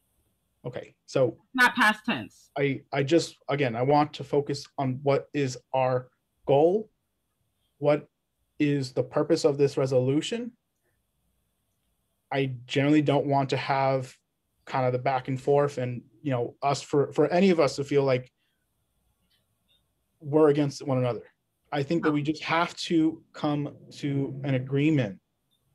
We have to come to an agreement. And I'm sorry, like, I'm not even trying to be the one that's trying to tap down what is really owed to people in the community. I'm seriously saying that we, at the end of the day, things that we generally want, if I am full on for let's get rid of like everything typical, let's just say capital market, I don't think necessarily this board is going to come around to that. Like, I'm just being honest about it. And that's at the end of the day what happens with this board. Not everyone carries our views. And so if I wanted to try and get the resolution across, there's that issue there. There's a difference of opinions. The vote at the end of the day, whether I agree with it, whether I don't, the vote number counts. It counts on whether or not this message is going to get out, whether it's going to go to an elected official, whether that elected official is then going to have to perceive this as a contribution from this board and saying, hey, you should do this. That's not going to happen if we don't eventually get that vote count. That's all I want. That's just what I want. I want to actually advise the elected official. I want to advise. Wait, please. Deb definitely has been raising her hand, but what I want to push against is this idea that Aisha's trying to get what she wants. That is not what this is, right? But the spirit of what I did at the general is all about the fact that it should be about what the committee wholesome ones, not specific individuals, and it should be allowed to see the light of day. It shouldn't be after the fact, after the conversation has been had, after the decisions have been made, after we saw it in writing and we agreed to that and we voted on that, then based on whoever is contributing, I'm going to take this out because I don't think they're going to vote for that. That's not how that works. That sounds inappropriate to me. So the resolution went to the entire body, yes? It went they to had the opportunity to vote on that. Amended. Deborah, I'd like an opportunity, if I may, sir. Deborah, I'm literally still between the committee members, and you know this by procedure that I then extended to the public. Oh, okay. So, again, the resolution went out to the entire body. I did not motion for the amendment. I simply laid out the language. And again, I'm trying to make it clear. I'm giving the board the opportunity to make it clear what they want. It came out of this committee. The resolution was voted on unanimously, right? Yeah, but that should happen on the floor. It really should happen on the floor. It did. In the light of public. That's literally what it did. No, there's all these conversations that have been being had behind the scenes, including what the language is going to look like. The resolution was there. Regardless of what I'm saying at that point. So I think this is something that we're going to agree to disagree. As chair, I've never courted board members about language. Pulling resolves out of resolutions midway, it happens on the floor. That is my position. That's the spirit and how I think it should be happening. And we can deliberate about that all day. That's my position. I don't think that you're going to move me off of that square in this moment. So I will open this up now to attendees. Deborah, please feel free. Thank you. Ariel, I want to say thank you for really trying, because this has been over a decade of it's not even about winning or losing. And it's a vicious circle here. And what I can say in general is we were a planning board and it changed. And we became a board, a community board. It is about advocacy. It is about you, all of you, representing the public, the residents, versus really what it comes down to, what the economic base is, which is Yeshiva, Columbia, and any large real estate entity that has sway and manipulation over the city and how it operates. You are supposed to help us. What is going on in that space, and I say this with all respect, when my mother, who may she rest in peace, 11 years ago at her death, was the vice chair of Community Board 12. And this is something that has been revolving and revolving. And I will tell you, and if someone wants to subpoena me, be my guest. I used to do fundraising for the Coogan's Salsa Blues and the whole shebang. And if you look up my numbers and the data of what I've done and the money that's been raised for the Armory in proportion to the Hall of Fame and what is being given to our kids in this community, and I agreed to do these things with the idea of starting a track team, getting certain things going, and was given the big circle. I'll give you the Bridge Theater Company. Ask Maria Luna about the Bridge Theater. And if you want to talk about Coogan's tradition in this neighborhood, where a lot of all of this was started in the back room hanging out there, there is so much going on. I don't give a shit who made whatever mistake. But the here and the now is the space is the cities. It's not being used right. Money's being tossed every which way for something that I don't understand, but it's to pay Peter for Paul, and no one knows which way is up any longer. There is no reason why GDS could not be there. And Aish is 100% correct, and I am an eyewitness to so much of the stuff that goes on there. It is a conflict of interest. You have so many people who represent, and the Armory Foundation and it doing business as Shadowbox limited liability corporations making money at our expense, where none of the money comes back to help our kids. You hear this Bowery thing going on at the beginning. It's wonderful. I love seeing new things being done. But why is it being done this way? If you really care about the kids, you know Gary's track record. And I have mentored and worked the stuff that he's doing for Alzheimer's and other things. And not just our kids, but taking care of everybody. Why would something like that be rejected when he's not accepting a dime from the city? Is that it? Because he's not owned by anyone? Come on, guys. I'm born and raised here. Mr. Vanderpool, I don't know you. I haven't met you, but I'm appealing to you, and I wish you could see my face so you could understand my energy here. But my whole life, I don't have to be in my neighborhood. And some people, when I get real pushy about certain topics, say, well, you can leave. ¿Por qué? Yo soy Boricua. Do I have to prove? Do I have to act a certain way in order to get the attention? We're taking advantage of our people. It's just like with the vaccinations and everything else. We as a community have, and you guys have a responsibility. I as a teacher advocate for my children, my parents. I used to work for this district. The reason I left this district is because of the nonsense that I see here for how many years? Let's get real, guys. Some of you get your pockets lined with geld and favors, and then you look the other way. Haven't we had enough of this? I'm done. Thank you for letting me vent. I love you all, and I mean it. It's not meant with negativity, but I've been watching this for a long time. Thank you. I just also wanted to add the top 5 people at one point, I don't know right now, were being paid $1 million in salary in one single year.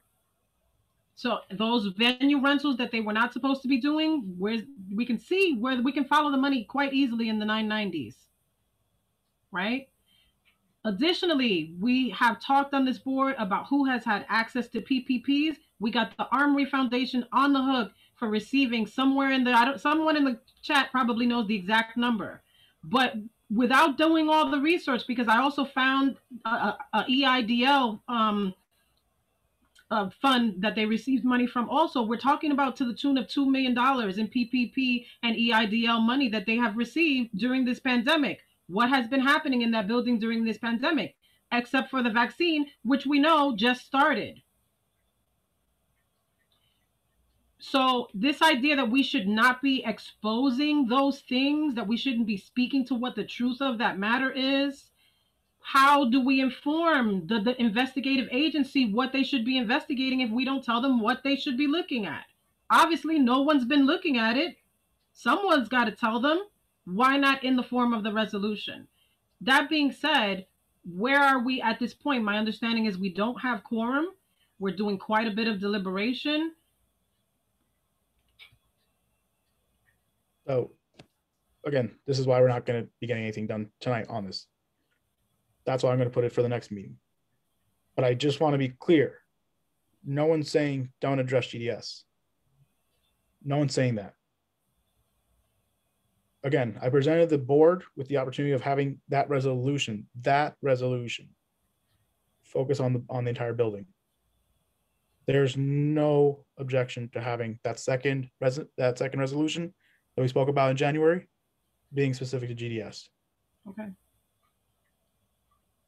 If we can try and focus on getting, that language that's on that resolution, that if the board or, committee, whoever shows up, I'm going to reach out to folks. Clearly we should be having more people present, but I want folks to be able to clarify. Do we want one resolution or do you want two? Do we think it's going to have a better chance of passing? I'm going to leave that up to the board when it gets to the board. So I think it's the work of this committee to split it. That's the suggestion I've been making since our first meeting, because like Angel's right. It's a dense reso and it does deal with distinct issues, right? The distinct issues being impropriety for all time, someone being retaliated against, and what gets done about that. And we have a building on our hands that can be serving the community that needs proper oversight. To me, those have always been the two issues that should be separated and addressed in kind. Okay. So with that being said, Ariel, can I jump in here for a minute?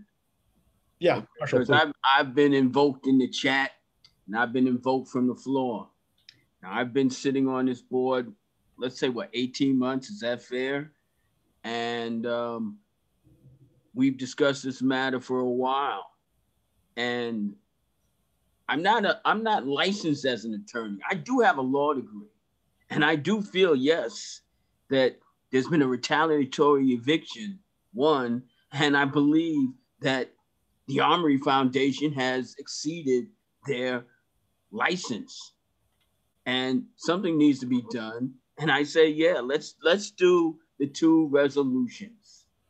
And we're running out of time here because I've been in front of a computer screen working at home and with this meeting over almost 11 hours now.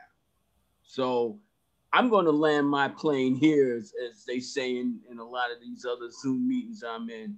But let's table this and shoot for two resolutions, breaking these matters up. Thank you. For the record, Deb in the comments has asked that the attachment regarding the PPP and the other financials be attached to the minutes.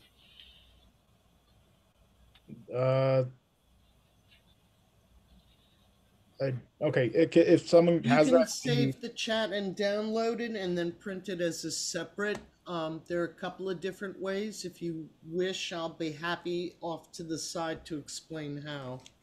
If someone can just send it, please do. I'll gladly just ask. No, are you referring to the chat itself, Dad? The Zoom chat, yes. Not the YouTube chat. I'm not 100% sure. I see all panelists and attendees. It's not the Zoom's chat. I mean, it's not YouTube's chat where it's just questions, or is it? I'm not 100% sure. It's off of Zoom. So I mean, I know how to copy the whole chat, but why you want us to attach the whole chat to the minutes? Well, there are a number of questions and things highlighted. There's information shared, comments, questions. It's that's entirely up to you, but there's information here.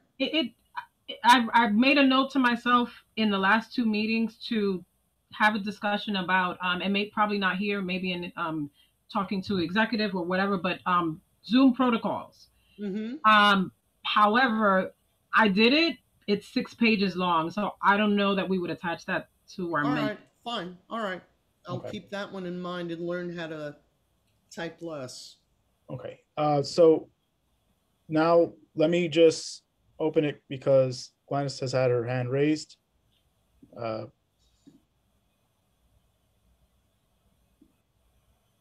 Gladys. Hi, can you hear me? Yep. Thanks, Ariel, for allowing me to speak. So I wanted to just say a couple of things. I've been on the call all night. For those who don't know, I'm a CB12 member and I'm also Chief Administrative Officer at the Armory Foundation. I would say that, hearing the discussion about the Armory, My only concern is that things are being said and presented as truths, and they're not. So I would just ask the committee that if you are going to write down any information in your resolution regarding the Armory, that you make sure that it's backed up. Aisha, the information you said about the PPP is completely inaccurate. It's on their and I know website. I'm sorry? It's on their website. That's the only way we would know. Whose website? The reporting of the PPP loans. It's on Facebook right now. I'm not sure what website you're referring to. Okay. But even if, I think that the bigger point here is that it's your personal opinion that there's mismanagement of X, Y, and Z. Correct? Correct. So what I've done is provide. No, hold on. I just wanted to ask you that question. You asked me a question, right? Like, let's not border into. I just wanted to know if that was your personal opinion or not. That's all. What's my personal opinion? That there's mismanagement of funds, or I'm not really sure what the PPP discussion has to do with the overall discussion. What your point of whether I have an opinion is, but what I have provided to this board is research on specifics. Like, for instance, foiling. It's not my opinion that we foiled the documents that govern this building, which include the license and exactly how it delineates what the Armory should be doing. So whether I have an opinion on whether there's mismanagement is a distinct issue than that the contract or the license outlines how the building should be run. So I also on that. Okay, so based on what you were just saying, I'd also like to let everyone know that DHS has done an audit on the Armory and all of our programming and has issued a letter of compliance saying that we are in full compliance of our license. And this board and this committee has copies of that letter. There's a follow-up letter that's going to come soon, just to reaffirm that from DHS. And I'd also like to say that, the issue with GDS, that's between GDS and DHS. That has nothing to do with the Armory Foundation. So anything having to do with the two is removed from us. So, again, if anyone has any questions or wants to meet or wants to talk about anything going on, the Armory is more than welcome to sit down and discuss any issues. To this day, we have not had any questions asked to us directly. So, it's a little troubling that this kind of resolution that is extremely lengthy and loaded with serious allegations is being made about the organization. And there really hasn't been some kind of sit down or even conversation with the organization about it. So, thank you. So I want to start off by saying this. This matter has been so contentious. And I've said this to Glennis, and she may not even receive it well. And I don't blame her, right? This is her job. She works for the Armory Foundation, right? She came to our board after this was already an issue. I've had a glass of wine with Glennis. I think she's a great person. I think you're right. I've had conversation with her. Her spirit, I appreciate. However, this issue has pitted board members against each other. I have been a part of that. I've been attacked because of that. My leadership has been affected on this board because of that, right? That being said, anything that has been said here has been open for discussion. The agency has refused to appear on numerous occasions. The agency, for years, we have passed multiple resolutions which they have ignored and still not answered those questions. The agency has admitted to some of the impropriety, even in meetings and in writing. The borough president was a part of insisting that they show up to answer those questions. There's conversations that I've had behind the scenes, which I don't put on record because I know and I respect how they happen off the record. And the intention has been to bring them onto the record via this board, which I am a member of. And Armory Foundation has appeared and said various things in committee, which we have video of, and those things have been spoken to and included in the reso. And there's been multiple meetings, which are open meetings that have been public notice have been given, and the Armory Foundation has been aware. And that was an opportunity as well to show up and speak to any claims that have been made. There is also information that supports a lot of what has been said. Now, what you've heard deliberated here is how much of it should be in the resolution versus not. I lean in the direction of putting and backing up as much as possible in the reso. Some other people may disagree, but there are certainly things and evidence that exists about many things. And what is also in the fray and in discussion is whether the agency has been proper in determining that you've been in compliance when the actual license says differently. That's what I have to say about that. If I might just also mention, Glennis, I try to hear what you're saying, but I just want to be clear. We've invited now both, well, really what was Rita, who then said you would go in her stead to the February meeting. You were present. So you were at a meeting. You were invited to that meeting. You also came with Alberto. Saying that, you want us to visit the site to see your services, I don't think it answers any questions that we've posed.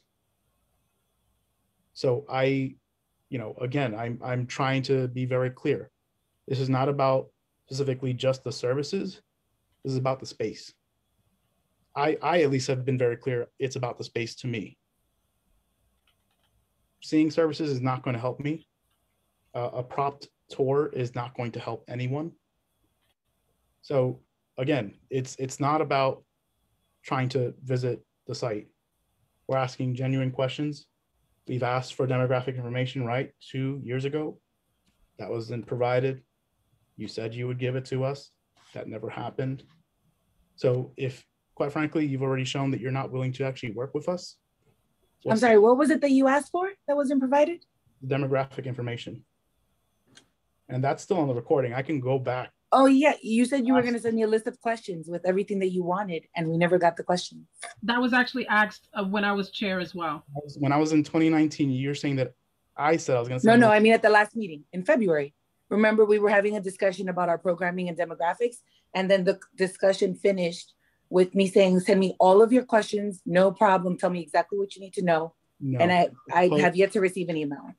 That was posted honey. So Glennis, I also asked questions about the number of track meets that are hosted for New York City students versus outside of New York City students. And do we have that data today? I like I said, I had asked you to send me an email with all of the questions so that I can get them back to you. So you're not working in fidelity. That's the problem. Like, you're not coming at us in good faith here. We're asking you questions and the runaround. No, Glennis, listen. There's no runaround. Yes, there is. Because we keep asking for these things, and now your response is, well, you didn't put it in writing and send it to me in writing. Like, we're not. That's what we had agreed to. It has been in writing. This is a back and forth that's been going on. It's the runaround. It's the runaround, the continuous runaround. Because of the lack of cooperation, obstruction, and obliteration of facts. You have to wait till you're called on. I'm sorry, man. I'm sorry. But I just want to be clear here. I never agreed to send any questions to you, Glennis. That's a waste of my time that I'm not willing to waste at this point. I'm not. I'm simply not. 2 years ago. Give me a break. I'm not going to waste my time. Aisha, did you have any last comments? Because I think at this point, again, there's nothing else I feel at this point I'm going to say. No. I just lastly want to say, again, it is not my intention to ever throw you under the bus, Ariel. My heart is simply in making sure that the public has the appropriate eyes on this matter, and that it's on record, and that the committee is participating in what is being determined by this committee and going forward to the general meeting. I believe that members that have and I say this because the amount of times that I've been told when I'm just saying, hey, you know what, you might want to just, and they tell me, well, you got to come to the committee, are many. And so I respect the effort that you're doing in attempting to engage board members. I understand I completely respect the need to work with all board members, but it's an inequity in what happens on this board. When many others are told, no, you can't do that, you have to go to the committee. Those people who have an interest in the outcome, and I understand that you want to bring something that is going to go through to a finalized vote. I get that part, but these people should be appearing, presenting their arguments for all of us to have a community discussion. It's a community board. All right, so I just wanted to add one thing for the record. Yeah. So I was the one who did the meeting minutes for our meeting this past month.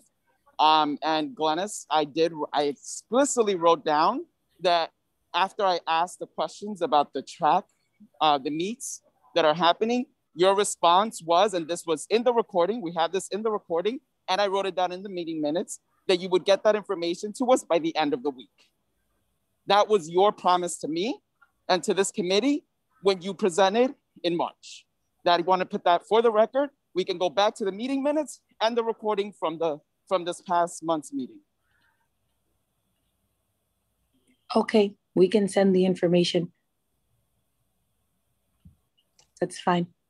And Okay. if FYI, if anyone wants to go on our Armory Track website, you can see all of our track meets. Our calendar is open for all of the years going back to, I think, 2012.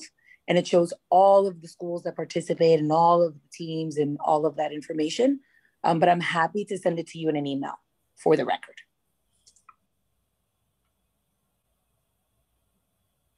Okay. Is there any old business now?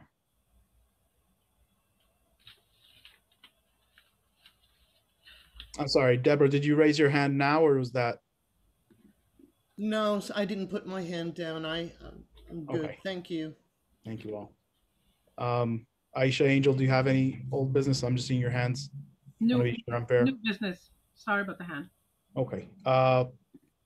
Crenshaw, do you also have? Oh, Gary. Oh, I'm sorry. Wait, I'm only seeing one hand. Gary, sorry, do you have your? Yeah, Gary wanted to talk.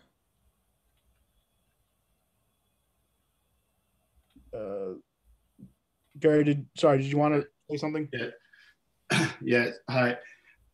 So thank you for all your effort and time. I understand that it's been a long 5 months. It's been a long 10 years. So thank you to the committee. So I just want to clarify. So now the resolution is not going to be voted on in the general meeting on April 27th. You're going to have a next committee meeting to try to figure this out, and then it'll be voted on in the next one. Just to clarify. Yeah, So, it has to be. Yeah, it has to be added onto our agenda, Okay. and so Okay. we'll try and get a resolution.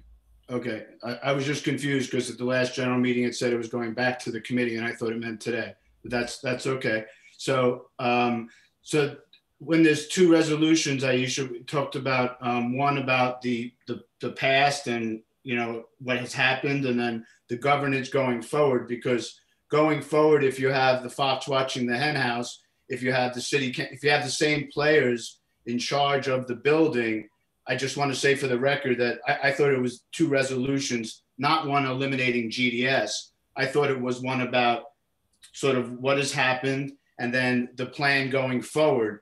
So I thought those were the two, but now you're saying there's two resolutions where we're taking GDS out of one possibly.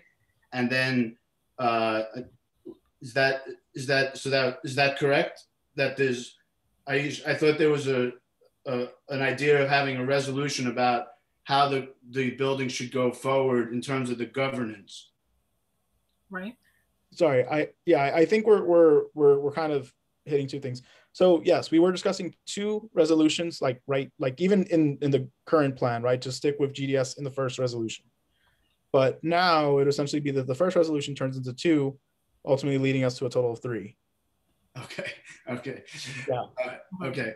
So I just want to say for the record that you know, I'm asking that Community Board 12. So I think that what Glennis was just saying is a bunch of falsehoods, and there's nothing that's opinion based about the Omri Foundation rebuttal. We sent the Community Board 12 a rebuttal, which includes all of the facts. They're not about with the times when the Omri Foundation has tried to evict us, with all of the facts of everything, the facts of the license. There's been no talk about New York City Park supposed to be running the building.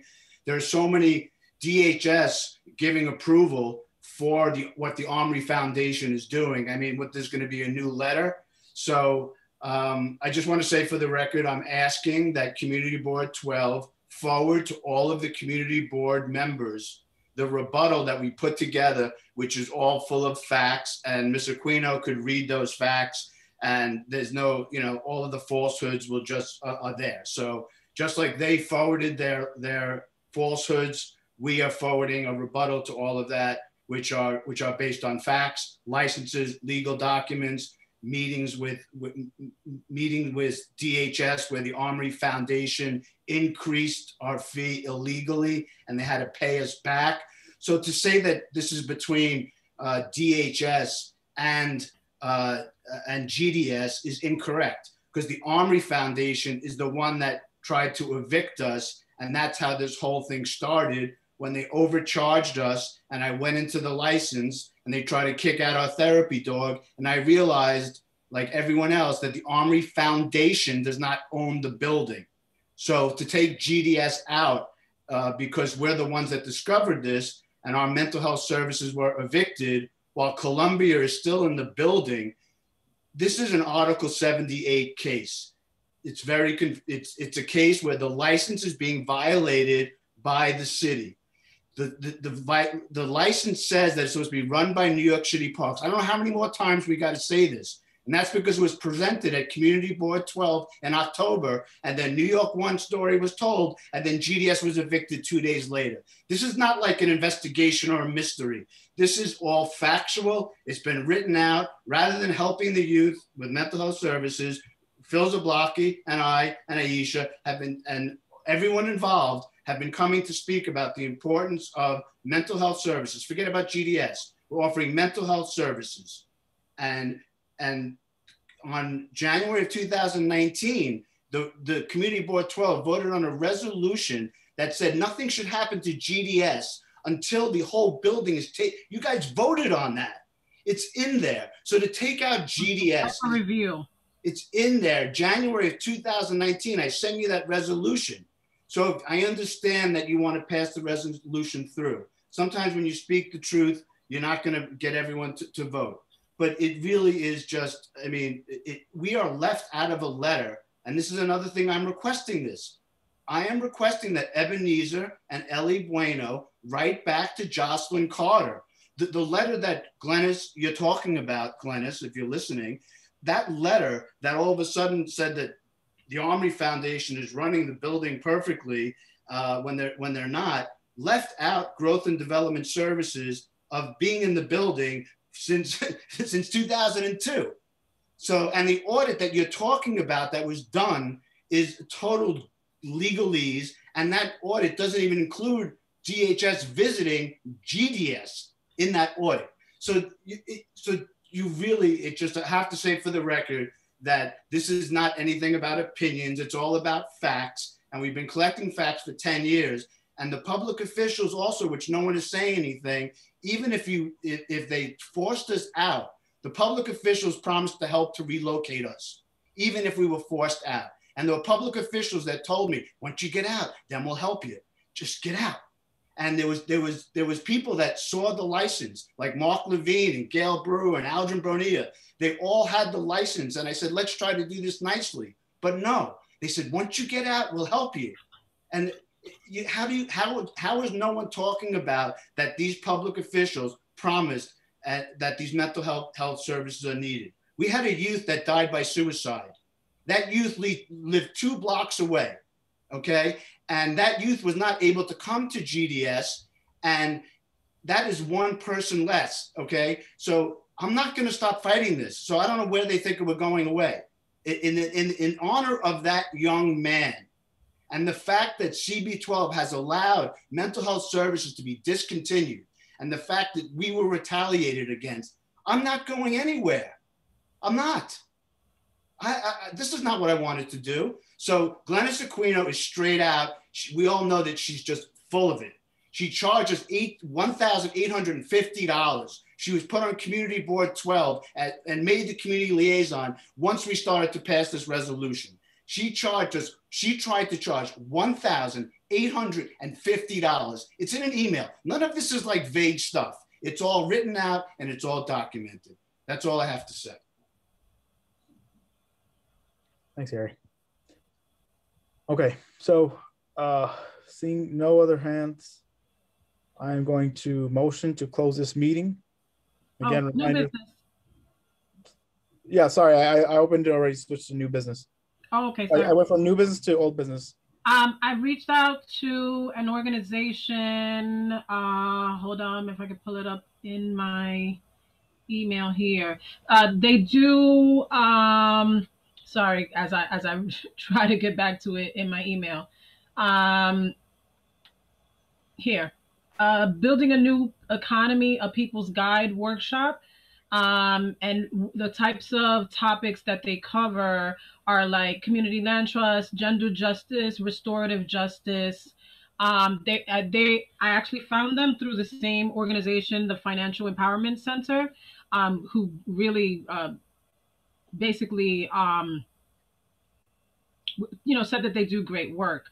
And I'm reading through their website. They talk about public banking, cooperative finance, food justice, workplace democracy, just transition. But there's a few bills that they're advocating for right now that I think also fall within our purview. So I will forward you information, but I've already reached out to them to see what that looks like, what the curriculum entails, what type of, just the programs that they do. I thought that it would be a good addition for us to look at. So I just wanted to put that on your radar. Okay. Yeah, feel free to share the invite. Okay. Okay. Is there any other hands? I guess this is the end, but okay. So with that, I'd like to call the meeting to an end. Can I get a second? Second. Second. That's good. Second. You all. Third. Adjourned, 10:48 p.m. Thank you. Have a good night, all. Thank you. Good night.